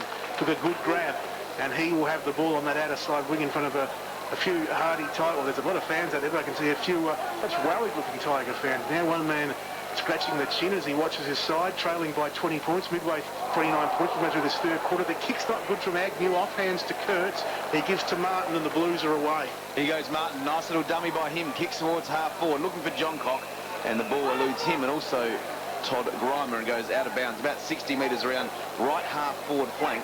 Glenelg trailing by 28 points. We're coming up to the 15.5-minute mark of the third quarter. As the boundary umpire grabs the ball, he's going to toss it back in. Again, I'll say it, it's a magnificent day here at Glenelg. Well, what a great day for the first round of the SANFL. As the ball's tossed back in, Clayfooted Johncock doing the ruckwood. Over the back goes Cranston, taps it down. Riley does well. Wingard handballs back inside. Stokes handballs off. Here's a chance for the Blues again. Is that Crane? He's kicked another goal. Crane, another goal for the double Blues. He's first. He's first. They moved to 10-9-69. Glenelg 4-11-35, and that is the 5th goal to Sturt this quarter, and the Bays have just managed a lousy 3 behinds. Wasn't a magnificent handball from Stokes there, getting it through a very busy passage of play. Saw Crane in between two Glenelg players, quickly shot the handball through, and then Crane was able to run into an open goal and kick his first goal. And gee whiz, biggest lead of the game so far, and it's to the double Blues. They lead by 35 points. 34 points. Well, it is a big lead. It's hard to come back from these sort of leads. A warmish day, players' first game, first real premiership game. Would be starting to feel it now, and the Blues would be pretty content at this moment, but they can't take the foot off the pedal with the Bays with their home crowd behind them, as we've got a stoppage in the middle of the ground, slightly on the attacking side of centre for Glenelg. There'll be a ball up or a bounce. In fact, Cranston's worked his way to front position against Kurtz. Both Ruckman really having Aries. Comes out in the end towards Thompson. He got a little give out looking for Stokes. He couldn't take it. Murphy could for the Bays. He gave to McMahon, who runs away, shedding the tackle of Stokes. Gives to Adlington, who can kick towards half forward. Fisted down there by the Sturt defenders. A little give came out from the Bays. Players dive in on the loose ball, pushing the back free kick, going the way of the Bays. Kirkley, who's been good. He's got a lot of the footy up around that half-forward area, and he now assesses things 70 metres from goal. He wants to play on. Well, he's gone holding the ball, basically, in the end, or perhaps in the end he took Miles too high. Take your pick, and Miles will take the free kick at half-back right. They tried something, Anthony. Story of the Bays day just didn't come off. Yeah, unlucky for Kirkby, as you said, he's tried hard and presented well. As the free kick to Miles, he kicks up towards half-forward. Over the top goes Rudolph, comes down to ground level. Taken there by Martin, takes a couple of bounces, runs inside 50 from the half-forward flank, kicks a shocker. Silly play, because he had Hinge and also Doldig on their own. Actually, it wasn't Doldig, it was McKay on their own. Should have just popped it up, but either one of them would have taken the mark. As it was, it just snuck in for a minor score, and Jordan McMahon will take the kick in for the Bays. Sturt 10-10-70, Glenelg 4-11-35, 18 gone in the third quarter. That's a good kick in. Comes out to centre half back, mark taken by Adlington. Handballs off to Penosa, but it's in slow motion. He's not sure what to do. He was going to go outside. Now he cuts back inside. Short pass to no one in particular. Comes to Grimer. He just sockers it forward. Taken by Hinge in the centre circles from Sturt. Kicks up towards centre half forward. Adlington came in hard. Spoiled it down to ground level. In fact, I think he's hurt himself in that contest. Now spills out to Sheedy. He's at centre half forward. 55 out. On the left foot. Hooks it back. Doldig takes a run again, 2 grabs, he's got it, no play on. He just hooks it over the shoulder to McClay, and he takes the mark in the forward pocket, hard up against the behind post, about 10 metres out. See, that's the damage that when you put a loose man in defence, McClay can actually run anywhere, and his man Grimer's not picking him up at the moment. He was able to get a line. And look at Grimer. Grimer's standing at the centre half back position, right, and his man is actually having a shot on goal. So McClay, the kick from about 10 metres out, a couple of metres in from the right boundary line. He's hooked that right across the face of goal, and that's gone out on the full, and it looks like big Daniel Kirk will take the relieving free kick. Sturt by 35 points, 19 gone, third quarter. As a forward, he makes a good defender, doesn't he, McClay? I talk about Doldig, though, when you're hot, you're hot. The big man didn't get paid the mark. He played on, and he did well to find McClay, and yeah, playing a very good game.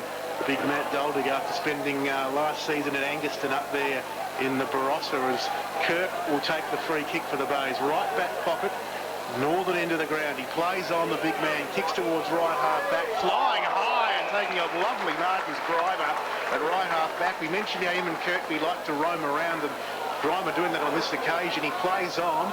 Sturt player comes in to shut him down, but he got the handball off well towards Kane, who links up nicely with Rudolph, and the Bays go towards half forward where it's marked by Cranston to Agnew. He's tackled holding the ball.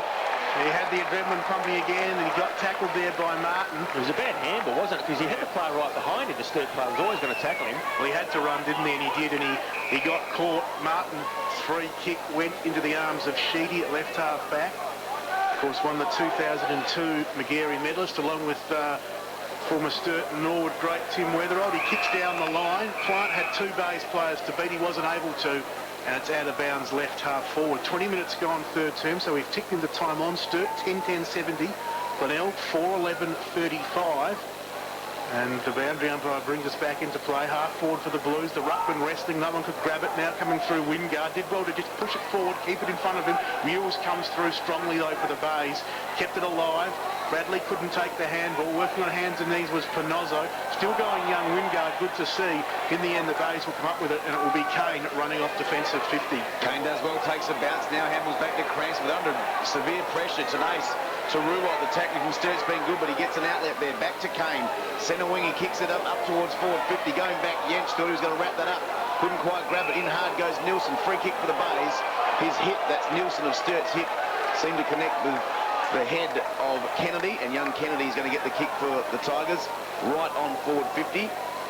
Now he's onto that left foot. Nice little pass out looking for Agnew, and Agnew takes the mark about 40 out, almost directly in front for a much needed, an understatement I know, much needed goal for the Tigers. Now a little bit of information for you boys. I got a tip that this lad Agnew from the southeast, his whole family, all the boys are known as Jock. Is that right? I'm assuming that's something to do with the flaming red hair, Yes. perhaps. So Agnew, young lad on debut from about 40 metres out, directly in front, kicks on its way. He's given it a bit of a hook. He's hooked it too far, through for a minor score. 4-12-36, that's Glenelg, and Sturt at 10-10-70. 22 minutes gone, third quarter. Well, there was a Jonathan Agnew, as distinct from the cricket commentator and former English Test player, but there was a Jonathan Agnew who ran around with the Bays juniors and reserves a couple of seasons ago. So obviously a very talented footballing family, as Sheedy marks in defence at 50, chips up there towards half back and finds his teammate shielding the sun from his eyes there in Miles. He doesn't have a lot to go with there at defensive 50 for the Blues. He's going to kick long, as he has done a bit today. Kick long, penetrating kick down the outer side wing. Flying in front was Nielsen, a young debut today for the Blues. Came to Grimer. His kick was well marked, though. Play on, the umpire says. And Yedge does that for the Blues. He kicks them towards 50, over the head of the pack. Running back with the flight of the ball is Rudolph. He's cool and calm, takes it back by that. Well, he was cool and calm getting the ball, but his kick was a shocker. I think he stubbed the ground. He handballed to Kane, and he's been pile-driven into the ground by a couple of Sturt players there. One was Riley, the other one McIntyre, and deservedly so gets the free kick. He then handballs off to his captain Mills, puts him under all sorts of pressure. Back to Kane, to Kirk, and now to Mills in the right back pocket. Advantage played off the ball there for an instant involving Kane and Riley. Glenelg will take that advantage, and the mark's taken by Adlington at half back. But the Bays, just as I said before, they're feeling that pressure. A couple of times one handball too many, a couple of times questioning the decision-making. As Hinge flew for the mark for the Blues, knocked away from him, has a second go. Got it out towards Nielsen. Plant kicked 2 goals today, links with Miles, and gives to Yedge, who goes out to the wide open spaces of the outer side wing where it's Martin, the Crow-listed player. He kicks inside 50. Riley worked his way to the back at top of the goal square, grabbed the footy, got it on the boot, and missed.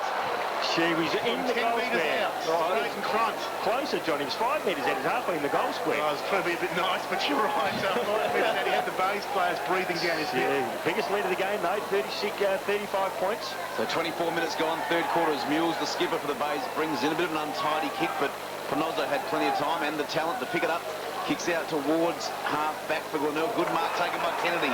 He takes it and plays on quickly on that left foot. It was like a neat little player. Kick towards Kirkby over his head. Now coming up there trying to grab the ball. Glenelg in attack, but Hinge does well. It was Hancock that tried to grab it for the Bays, but he couldn't. Sheedy to Kurtz, back to Sheedy. Here he goes from centre half back inside the centre now. Comes to young lad there in Wingard. Kicks up towards half forward. Kick out a little bit too much on it there for McIntyre. It's going towards the boundary line. He kept it in. He doesn't quite keep it in, and it spills out of bounds. About 30 metres around from the Sturt goal. Left forward pocket. Sturt 10-11-71. Glenelg 4-12-36. 24 and a half minutes gone in the third quarter as a boundary throw-in comes in. Doldie doing some work there. Quick kick out of the pack, out towards the boundary line, end over end, and just trickles out around about half forward flank left there where Glenelg 36 trails Sturt 71, 25 gone, third quarter. Been a good turn by the Blues. They've not only scored goals themselves, but they've kept the pressure on the Bays and made it hard for them. But they have had their opportunities, Glenelg, but inaccuracies hurt them as Thompson got off the back of the pack. He handballed to Stokes, and Stokes has kicked another one for the Blues. Great quick movement from Stern. He gets his first SANFL goal. Great quick movement on from the Blues off the back of the pack. And Sturt go to 11-11. That's 77 to Glenelg. 4-12-36, 41 points to margin. Daryl Smith. Amazing handball wasn't for Thompson. He had Stokes running between players, and the Glenelg players were all flat-footed there, guys. Stokes just put the afterburners on and ran straight through and kicked his first goal. Clever handball from Thompson, able to set up Stokes. So again, it's at 11-11-77, leading Glenelg 4-12-36. So Johnny Welsh, I think you're saying maybe home. Well, not Cameron Stokes. Adam Thompson, what a great pickup he's going to be for Sturt, and for that matter, the little handballs off the deck and quick gives that he does out to his Sturt runners. He's going to be a good pickup for them as Wingard in the centre tries to get the ball out. Excellent quarter from Sturt, 5 goals for. Glenelg just the 4 behinds. Margin out to 41 points late in the third quarter. 26 and a half minutes gone as we got a secondary bounce. Seller taps it down, taken there. There we go. Thompson again out to Wingard. Handballs back to Hinge. Hinge gets through the middle there on centre wing. Kicks up towards Doldie. Gets a good kick, and Doldie get there. It just had a bit too much carry for him and spilled out of bounds about 30 metres around from Sturt's goal left forward pocket. If anything, guys, a bit of breeze blowing up. You see the flag down here with the Sturt flag, and it's a little bit of breeze blowing up now, so favouring the end that the double Blues are kicking to. Glenelg have just somehow got to try and get a late one here in the third quarter. Yep. They're fast running out of time. 27 minutes gone. Seller wins it down. McMahon has it. He handballs out. Now Meyer off the right foot. Hooks it back high in hope. Kirkby's his target. 3 Sturt players go up. Comes down to ground level. Good tackle in there by Martin. And we're going to have, in fact, Evans. We're going to have a ball up at left half forward for Sturt as they lead by 41 points late in the third quarter.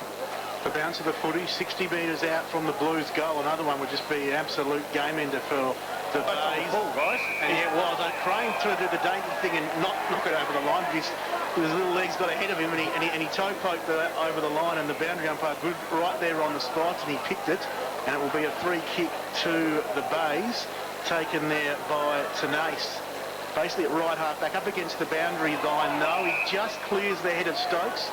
Stokes was claiming that he touched it, guys. Yes, he was waving the arms around like the proverbial windmill. Kane took the mark, though, for the Bays. He chips towards Panozzo, who marks left back pocket for the Bays. He goes to McMahon, and there is the three-quarter time siren. And we can say at three-quarter time, it's the Blues, 11-11-77. Glenelg 4-12-36, 41 points the margin for the Blues after a wonderful third term from Sturt. In that quarter, guys, the Sturt side kicked 5 goals, 4, and the Glenelg side could manage just 4 points into the breeze. So goal scorers for the Sturt side is Doldie with 4. Each of the 4 games, we have a chat to yourself, Darryl, about this game. Yep. Kim Morgan about Port Norwood, Chris Kendall down there at Prospect, and Phil Aspinall at Woodville Oval tomorrow. So we'll cover every game in depth and in detail from 7 o'clock Monday morning. Gee, Phil Aspinall gets around, doesn't he? He was at the Port Norwood game. He's at this game. He's going to be at the Woodville South game tomorrow. He loves his footy, that's for sure. Gee, Rizzy gets around. Well, Sturt certainly answered the critics in that quarter, coming out and kicking 5 goals, 2, and the Glenelg side can only manage just the 4 points. But you feel 41 points, just quite not enough at the moment, guys, is it? You just think they need to kick another goal early in this first quarter, just to strive home any confidence that Glenelg may gain out of kicking the first goal. So you'd think that if Sturt can get the first one, well, then it's just about ready to lay down. But if the Tigers get one with the crowd behind them, you just never know what might happen. No, agreed. I said that just before three-quarter time, and that was the feeling then, and it remains. I think Sturt just do need one more six-pointer, and the Bays would think, well, 8 goals is going to be very hard from here. Now, obviously, you would back Sturt quite strongly from this position, but the home crowd behind the Bays haven't played well for 3 quarters. Do they have a good final quarter left in them? And if anything, the breeze is sprung up a little bit down here at Glenelg Stadium, so they are kicking with the breeze, and you can see Luke Norman's boys in front of the coach's box waving at Dad, saying, come on, get them over the line. Dad? It's very hard to see, though, isn't it, with Glenelg 2 goals 11 since quarter time. Yeah, that's been the problem, hasn't it? And they've got it down there, but I mean, that might sort of say bad kicking. They haven't had that many easy shots. I don't think Sturt have put them on a plenty of Sturt had probably the easy shots that have missed, so... Okay, the umpire holds the ball off to get this final quarter away from 5 RPH football in the 2 games today, and you're with John Mankerville. The Blues by 41 points to start the final stanza here at the Bay Oval. Glenelg need a quick start. The Blues, you would think, another goal. And we'll be hearing their song tonight, as it is Sturt who'll get that centre clearance through Evans. On the bounce, John Cock was good. Got it away to Martin, who's improved as the game's gone on. He kicks from 50 and kicks a beauty. Brodie Martin on the run from 50. He's had his injuries, he's had his knees, his shoulders, but on that occasion, wonderful goal. And well, it's going to make it 9 impossible for the Bays from here. Yeah, it certainly is a fantastic start for Double Blues. Just what they wanted. They got it out of the centre square. Kurtz again involved with Sheedy. Goes to the outer side of the ground. A quick handball from John Cockle. Gave it to Martin, who then kicked from outside 50. A fantastic goal on the run. And just the start that the Double Blues wanted, not the start that the Tigers wanted. 25 seconds it took for Sturt to get their 12th goal of the day. Brodie Martin 2 goals now, 1 in the second quarter and 1 just then. So it's back in the centre. Kurtz up against Cranston. Cranston wins it down to Nace, just spills out to Adlington. On his back there is Crane. Coming through is Stokes. Also Wingard. He has a crack, that's for sure, the young fella. A 17-year-old on debut today, number 51 for Sturt. So keep an eye out for him. Just 68 kilos. A bit of a stoush going on now. Perhaps Glenelg needs something. Is that Wingard down? It is. Young Wingard got creamed in that. Gee, hasn't creamed anything. The young boy's only a 17-year-old, and they won't continue it on. What the Glenelg side have to do, guys, is worry about getting the footy. True toughness comes with getting the footy. You can smack anyone you like, but true toughness really comes with getting the ball, guys. You go, John. I was going to say Wingard's up, mate, in the hands of the trainers, but he does appear to be okay, but he is heading towards the bench now, but he is up and jogging, just coming off for a precautionary issue, Tuck. Well, he's jumped into a couple of packs. He shows plenty of courage for a young fella who's there's not much of him, as we said, so... Yeah, he could be right the first at Flemington tomorrow. Quick kick out from Senator Murphy, kicks in towards the forward pocket. Kirkby was his target there. Now Sturt under a bit of pressure, got to get it out of there. We've seen a couple paid today. The umpire sweats off, but this time he decides to ball it up about 10 metres out from Glenelg's goal. 4-12-36 are the Tigers, and Sturt at 12-11-83. Well, the Bays needing goals, big time. Sturt have the numbers, though, in defence. It's Hinge will get the clearing kick. Bouncing football. Can Bradley cover for Glenelg? He can, but again, the numbers with the Blues. Evans in there, Riley in there, McIntyre in there. Just no room to move for Bradley. Jones in there as well, and there'll be a ball up, 40 out from the Bays goal, trailing by 47 points. And the umpire puts it down hard as it's one down there by Kurtz. And the quick kick comes out of the pack. Sheedy couldn't take it, but the Blues get a handball out there. It was Martin, but it comes the way of Murphy now for the Bays to McMahon. He puts it out on the ground in front of Ruwalt, shrugs off a tackle, handballs towards Agnew. He handballs on towards the Bay player there in Cranston, and the big man has kicked the goal. There's a few handballs going there. It ended up with Cranston, and from 25 out straight in front, he's kicked his first for the afternoon. They just worked, and the Bays get their fifth. They did 5 goals, 12 they go to, 42. Sturt 12-11, 83, 3.5 gone fourth too. Yeah, they just worked the ball around there, the Glenelg side. Good to see they didn't give up. They just kept working and working and working. And it came to Cranston, who was about 15 metres out directly in front. And you're wondering when someone was going to kick it, and he did. Just his 18th goal for the big fella in his 138th game, Trevor Cranston. He's back in the ruck. Kurtz wins it down. Nice tap to Crane. Good smother, though, by Adlington. Now it comes back to Adlington. Good handball on the up there from the young fella from Glenelg there in Agnew. Free kick over the top. Free kick coming back to Crane on centre wing. Glenelg free kick. Sorry, Kane. To Kane of Glenelg. His centre wing out of side. Trying to get back-to-back goals here for the Tigers. Kicks out wide. Murphy just dropped his head there, and the ball came down to Panozzo now. Panozzo from about 70 out, half-forward flank right, kicks it up there. Backing back is Kirk. Off hands there. Kennedy's scouting around, but he can't grab it. McClay tries to get out. Sorry, that is too high. Jones. And Corey Jones, namesake of the one that used to play for Sturt back in the early 2000s, gets the free kick and relieves for the Double Blues. That's the mark taken there at defensive 50 for Sturt by Sheedy. He chips short. They don't have to hurry things, Sturt. They've got all the time in the world. Miles has got it.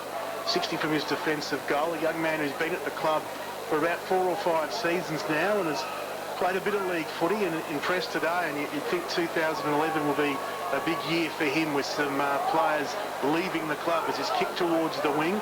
Off hand, scrabbly stuff. Cranston in the end got the kick out towards half forward for the Bays. The Blues, though, have the numbers. McIntyre on hands and knees. Got it out to Stokes, who in turn got the handball out, but only as far as the Bay player in Tenace. He gave to Mules, whose little kick is marked by Kane. Right half forward, out of sight of the ground. He kicks towards the lead of Kirk. It's a good mark. It's a tough angle, though. He's marked it about, I'd say, 35 out, but he's tucked around in that right forward pocket, Darryl, and he is a goal scorer, but it's a tough ask. Gee, it is a tough ask, but to win games of footy, you've got to kick these goals, guys, and if he kicks this, it'll at least put a little bit of pressure on the Double Blues. Back-to-back goals to the Tigers always puts pressure on the opposition, so Big Kirk on that outer side of the ground, around about 35 metres out. Difficult angle. He's in front of the old outhouse out there. Comes in now. The kick is on its way. Difficult angle. He has made it look easy, guys. He's kicked his first, and the Tigers have got their 6. They go to 6 goals, 12, 47. Now trailing by 35 points. Sturt 12, 11, 83. That's on the station-sponsored Williams Brothers Welding scoreboard. So just a little bit of a glimmer of a hope here for the Tigers boys. Still got plenty of time. They've only played 5 minutes of this final quarter, and 5 goals in a quarter isn't much to get, boys, with the breeze behind your back. So 2 in a row to the Tigers after Sturt kicked the first goal of the last quarter. Still no notable goal scorers for the Tigers, though, guys. No, but for Sturt, Doldings kicked 4 and James Plant kicked 2 in the second quarter. So back in the centre now. Thompson tries to get it out. McMahon traps it, though, still inside the centre circles. Comes to Cranston, handballs off to Panozzo. He gets about a 10-metre kick forward, looking for Agnew. The ball's back in the centre. It's not going anywhere yet. There's a clear and clean possession, which McMahon provided. Now the Tigers have a chance. It's at half-forward left. Murphy about 60 out from goal. He kicks it in long. A bit of a kick and hope there, but up goes Kirkby. Again, Anthony, he worked his way to the front of the pack, didn't he? And he just took the mark out in front because that's the place to be. He worked to the front of the pack and came in long with the breeze and was able to take the strong mark. Good bit of play. The ball was in dispute, but a little bit of class there from Jordan McMahon. Got it out, and now Rory Kirkby will line up. And he's got quite a long run up here. He's going to have a kick for goal from around about 20 metres out and a very slight angle to cut the margin back to 29 points. And despite the claps from Kirk in the goal square, it's behind. He tried to con the umpire. That would have been a big kick, Smithy, but 6-13, 49 now. He had to nail that, guys, to give any chance, because all of a sudden it would have been a 29-point ball game. So 34 points the margin, John Nankiville. It'll be Jens to bring the footy back into play. He likes to play on, but on this occasion he kicks long out towards half-back. Kurtz has it fisted away from behind by Cranston. The Bays have the numbers. Brewald picked it up, kicked back towards the hot spot. Kirk there, went through his hands, picked up by Kirk. Can he get on this occasion? No, he can't. Away to the right, one behind. They're doing all the attacking here, Glenelg, which is good to see from the Glenelg supporters' point of view. Sturt have got to kick a goal. They've got to attack. 33 points, Sturt 12, 11, 73, the Bays 6, 14, 40. And Sturt will bring it back into play deep down in their defensive area. It looks like Miles, who kicks long towards half-back for the Blues. Bounced away from Bonozzo, came to Murphy, he gives to Cranston. The handball works out well to Clayfield, who kicks long from 55, and accurately the young man for the Bays, Drew Clayfield, playing game number 2, kicks his first ever goal in SANFL football, and that is a big one for the Bays. The margin to 27 points. Glenelg 7-14-56. Sturt 12-11-83. Not out of the woods yet, the Blues. So you wouldn't think so, but the Tigers are coming and they're doing all they're taking. Great play again. The kick-in was poor. It went to a pack of Tigers. They punched it forward, got the handball back to Clayfield, and he ran inside 50 and kicked perfectly using the aid of that breeze. 9 minutes in the last quarter. Sturt by 27 points, but the Tigers have kicked 3 in a row. As the ball gets tossed up, no clear winner out the ruck. It comes back down as Cranston taps it. Coming off the line there. Now good chance for McMahon. He handballs back. Clever handball to Bonozzo. Bonozzo just stubbed his toe though. Then Kurtz left it for Crane. Now he's taken high. And a free kick will go to Kurtz, taken high by Cranston. So Kurtz. McMahon just had to force that ball through that opening there. He did. Kurtz, defensive side of centre, kicks up towards Johncock. Ball comes down there over Sheedy's head. McMahon takes it. Now it's on ground level. Sheedy's wrapped up in a good tackle there by Adlington. Crowd wants ball.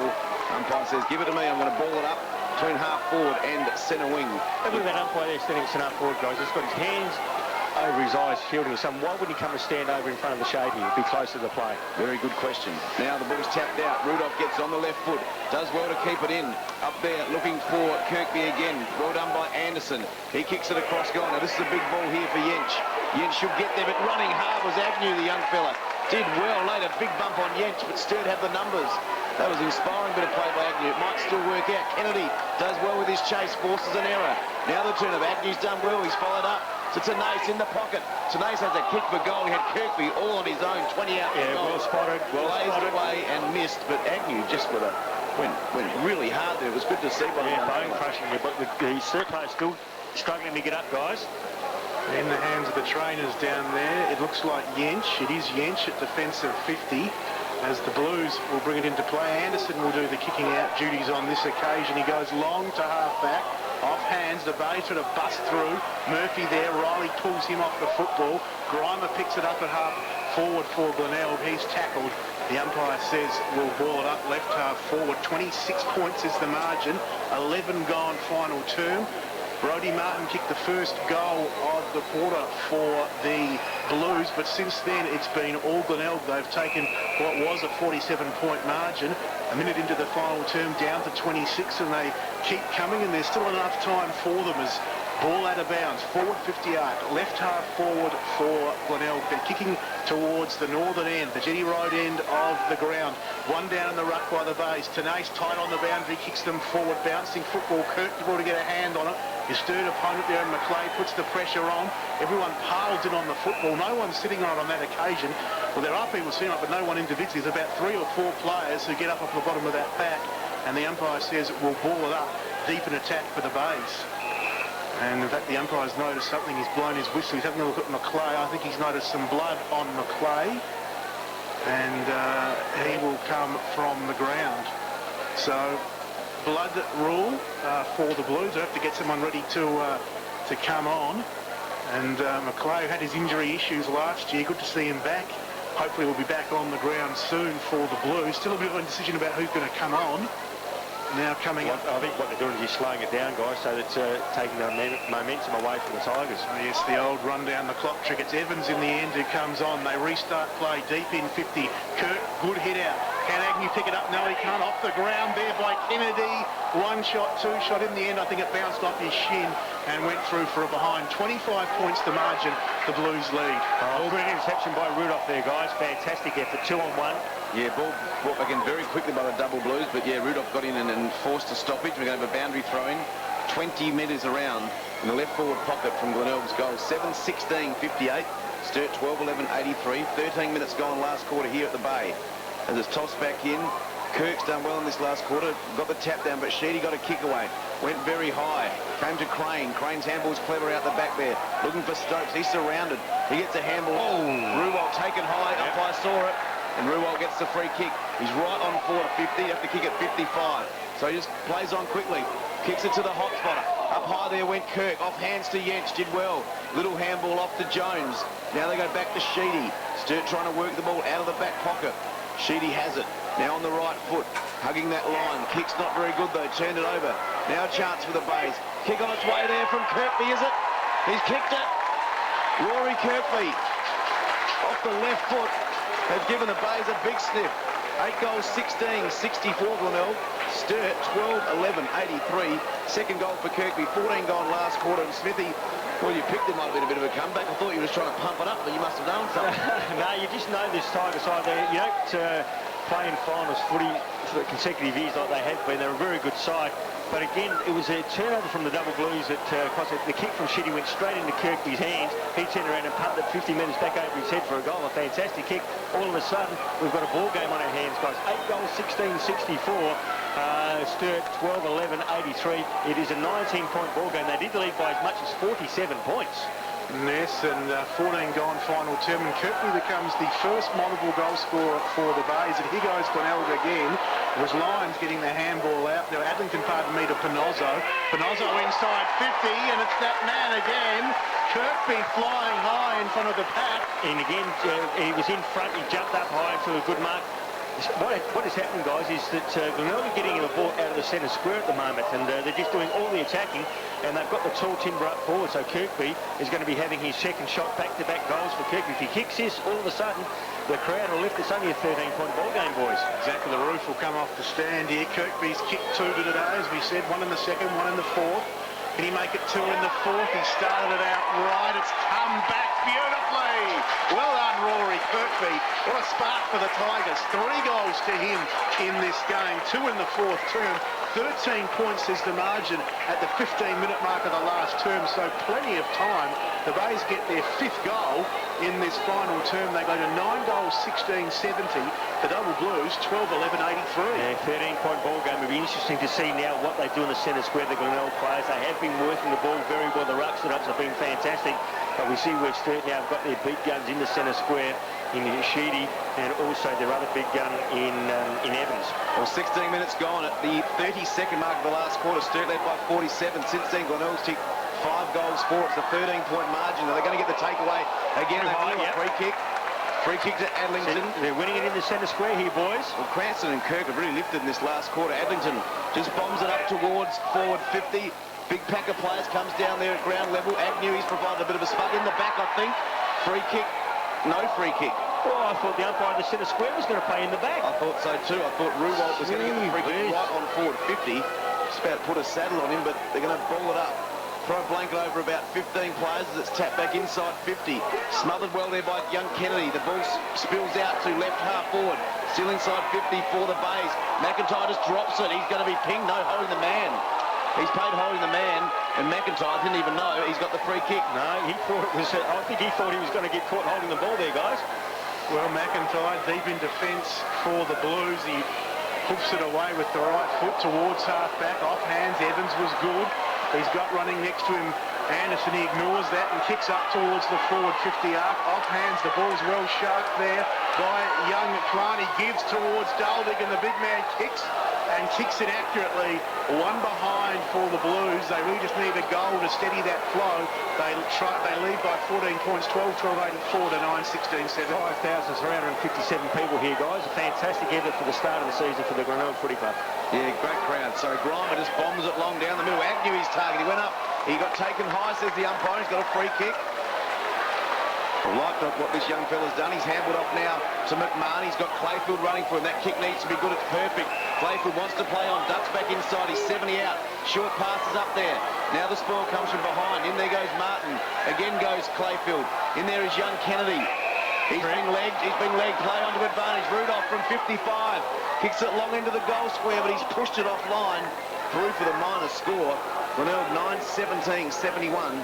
Sturt 12-12, 84. 18 gone. Last quarter. Well, 2 more scoring shots to the Bays, but they let it trail by 13 points. It's been the story of the day for Glenelg, but haven't they come home strongly in this final term? And they've still got time on their side as Hinge going to waste a bit of that time. Looks right, looks left, looks right again, and then kicks out towards half-back. Off hands, comes the way of Agnew for the base to Pinozzo. He managed to get the handball out. Adlington now kicks from 48 and kicks a goal for the Bays. Here they come, Glenelg, and look at them all running towards, and rightly so, patting on the back there.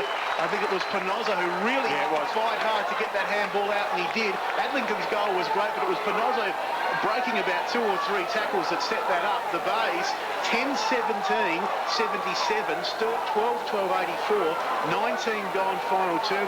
We're looking at a grandstand finish here at the Bay. Unbelievable. This centre break is so important. The Tigers need to get it, but Sturt just need to kick 1 goal, guys. They need to get a goal, manufacture a goal somehow. So 19 minutes gone the last quarter here at the Bay. And Glenelg coming home with a rush. 7 points the margin. Was 47 after 30 seconds of his last quarter. Rudolph almost got him, but Evans got a kick forward about 15 metres. McMahon takes the mark. They're going to clear again. He gets on that trusty left foot and bangs it inside 50. Coming with a rush over the top went Meyer. Down at ground level, it's Ruwan. Off 1 step, kicks it over his left shoulder in towards the forward pocket, takes a bit of a leg break and just goes out of bounds next to the right behind post. Gee, what a magnificent game of football for SANFL level. Fantastic to see. And a 7-point ball game. So ball to be tossed back in. 19.5 minutes gone. Again, the crowd, 5,357. Sturt by 7 points. But a cliffhanger finish coming up here, round 1 of the SANFL. Hinge gets it in the back pocket. On the left foot, chips it up. Better control there from Hinge. Good skill by Hinge, and he found Johncock, and he's just going to slow it down, asking the Sturt players to go past him and down the line to the outer side. Just ticked into time on, 20 minutes gone. Sturt by 7 points over Glenelg. Johncock chips it up. Good kick, and Doldig's come all the way down. 4 goals for Matty Doldig against his old club today, and he's come all the way down to half-back. And he's going to slow it down as well, and he's looking for a target, and he's just going to chip it over the top, and here goes Sturt.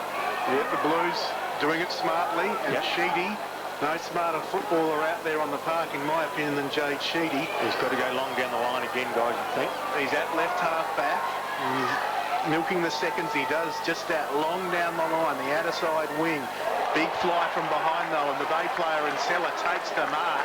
Got McMahon running off him, and here they go again. That's what it takes. It's 1 turnover as the kick to half-forward finds Kane. He kicked the first goal of the game for the Bays. What can he do as they trail by 7 points into time on? He kicks along to the top of the goal square. Hands up. Came off those for Kurt. Ruwald snaps at the goals.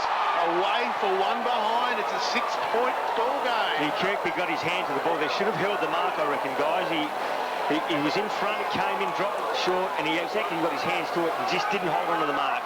What a transformation. Glenelg 4 goals to 3/4 time. I think 6-1 in the last quarter. 10-18, 78 to 12-12, 84. Could we have a draw, boys? There's already been 2 in the AFL in the first 2 rounds. 21.5 minutes gone in the last quarter, and there's that man again. Kirk's in the last quarter he's playing. Wheels onto that left foot. Again, just bombs it up towards the goal square. Up the top goes Meyer.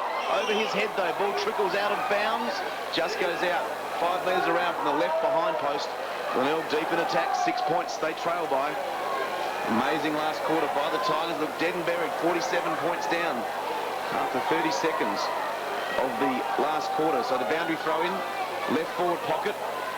Next to the left behind post. Toss back in. Kirk tried to go from back. Grimer ran it off the pack. Got a foot to the ball, and this time it's even closer. It's about 1 metre from the left behind post, and we've got a boundary throw in. In that, guys, probably out of bounds is better for the Glenelg side because they get a point that gives the ball back to possession to the double Blues. Round 13 last year, these 2 sides played out a wonderful game with Seller kicking the winning goal on the siren after the scores were tied. As we asked, will it be a similar story as the Blues have earned themselves a free kick in defence? Crane was away, but the ball is coming back, and it will be with Sheedy. They will go short to Hinge, a former Bay player. Played mainly as a half-forward type at Glenelg, but at the Blues has become really a half-back, and he's been quite good today for Sturt, as most of their players had been for the first 3 quarters, but really run over the top by the Bays at this moment. As a big fly there at half-back from behind by Seller, fisted it out of bounds, and importantly, as we said, keeping it in the half for the Bays. Yep, that's the important part.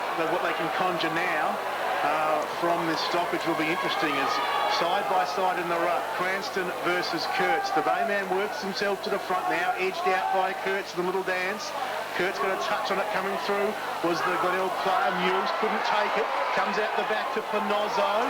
He chips short. Gee, hasn't he been finds good? Kane. Panozzo has been wonderful. He handballs over the top there to Clayfield, who's kicked a goal today.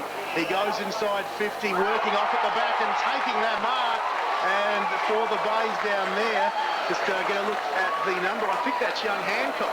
It is Hancock, yep. He's just come onto the ground too, guys, and he edged the opponent underneath the ball and was able to take the mark. So Hancock now, can he put the game into level pegging, a draw? So Hancock from around about 15 metres out, slight angle, at a 45-degree angle. So in he comes now, the youngster comes in. Kick is on its way, and he has kicked the goal. He has. We've got a tied ball game here at Glenelg Stadium. What a start to the SANFL season. Glenelg from 47 points down has come back and scores are level. It is 11 goals, 18-84.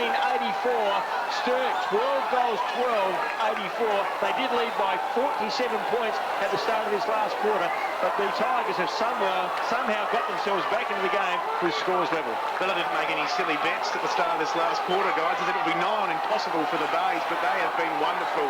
And what a grandstand final 4 or 5 minutes we're looking at. It's incredible. 7 goals, 6 to 1 goal, 1. So there'll be a long quarter, you'd think. It's just ticked up to 24 and a half minutes. I don't think we've called Hancock all day, and he's kicked the tying goal with a few minutes left. So Kurtz taps it down to Evans. He gets slam tackled into the ground. Now a chance for the Bays again. Bradley off the right foot, gets it forward about 10 metres.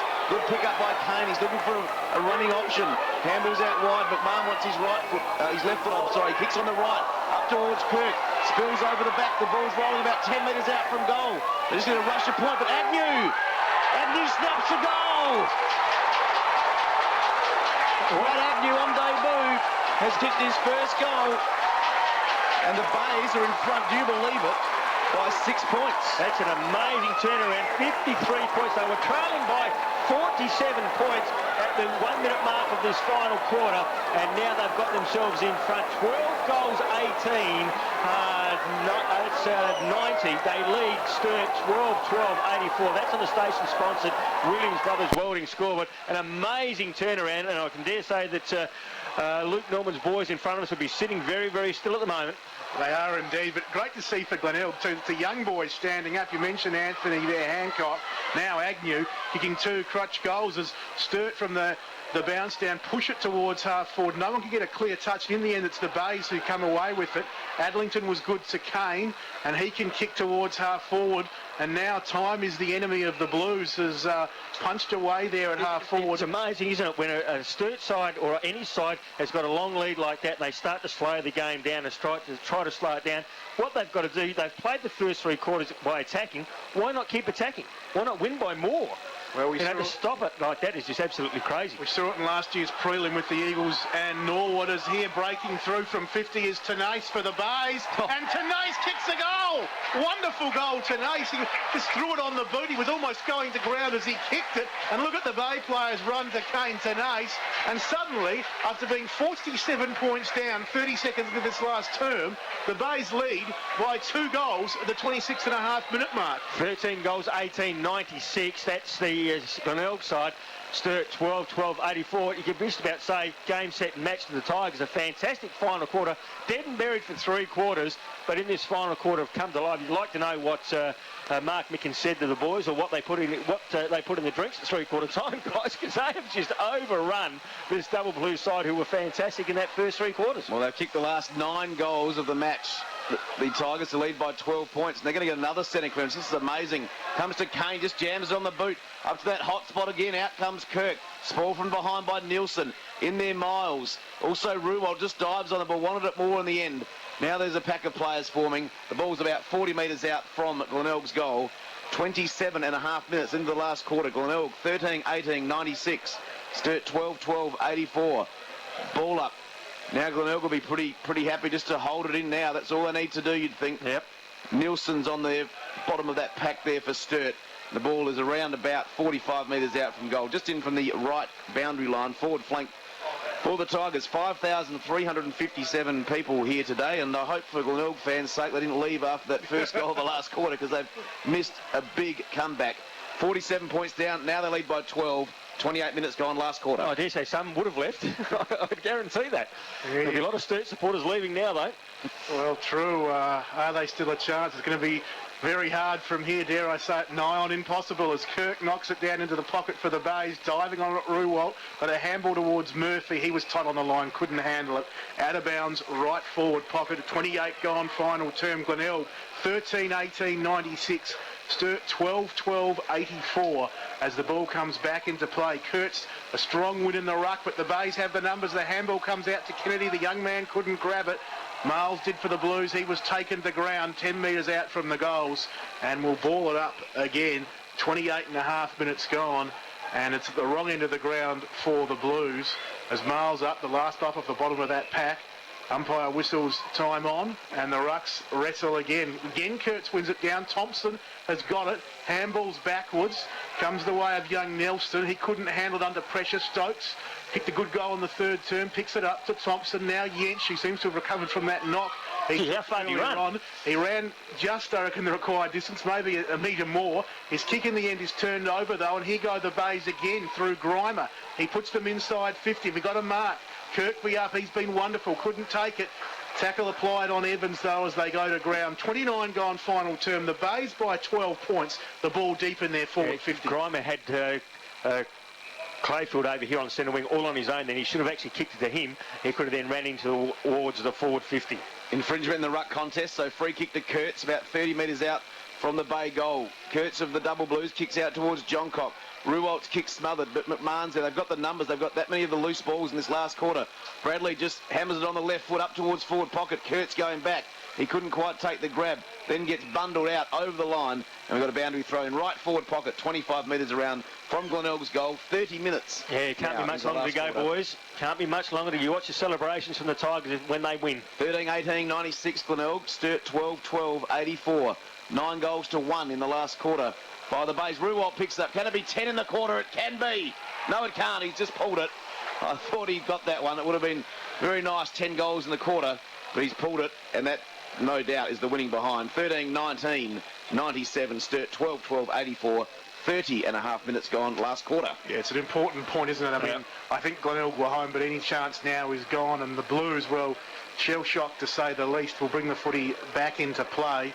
Going long from deep in defence with the kick up towards the forward 50 arc. The Bays again have the numbers. They work the handball well to Cranston at the forward 50 arc. He goes inside to Ruwalt, and this time he'll score the goal. And this time he puts the result for sure and certain beyond doubt. 19 points now, the final margin. Ruwalt gets his first goal of the afternoon at the 31-minute mark of this final term. Glenelg 14 goals, 19, 104 should I say. Sturt 12-12-84. It's amazing, isn't it? Amazing tenor of that kick. 10 goals, 7 in this quarter. Just a dominant quarter of football, and they have just absolutely annihilated the Double Blues in this quarter. And it is a 19-point ball game in favour of the Tigers after trailing by 47 points. I think the stats in this last quarter would be very interesting to have a look at. There goes the siren. And the final score sees Glenelg 14 goals, 19, 103. They have defeated the Double Blues by 19 points, 12-12-84. The Tigers led by 2 points at quarter time. They trailed by 13 at half time, trailed by 41 at three-quarter time, and even as much as 47 points 1 minute into that final quarter. But it's a fantastic comeback to come back and kick 10 goals, 7 in the final quarter, and allow Sturt only to kick 1 goal. A magnificent performance by the Sturt side here at Gliderol Stadium. A true, well, a showstopper, I dare say. You don't see too many games of that. 47-point comeback to the Tigers. A fantastic achievement. We'll quickly go back to the shitter, have a break, and we'll come back and wrap up this game of football on RPH 1197 with Anthony Tucker, John Nankiville, and yours truly, Daryl Smith. Today's 11:97 a.m. RPH Adelaide is made possible thanks to station sponsor Clubs SA, Community Way of Life. We're doing it right. Come on and give us a try. We're doing it right. We're number one.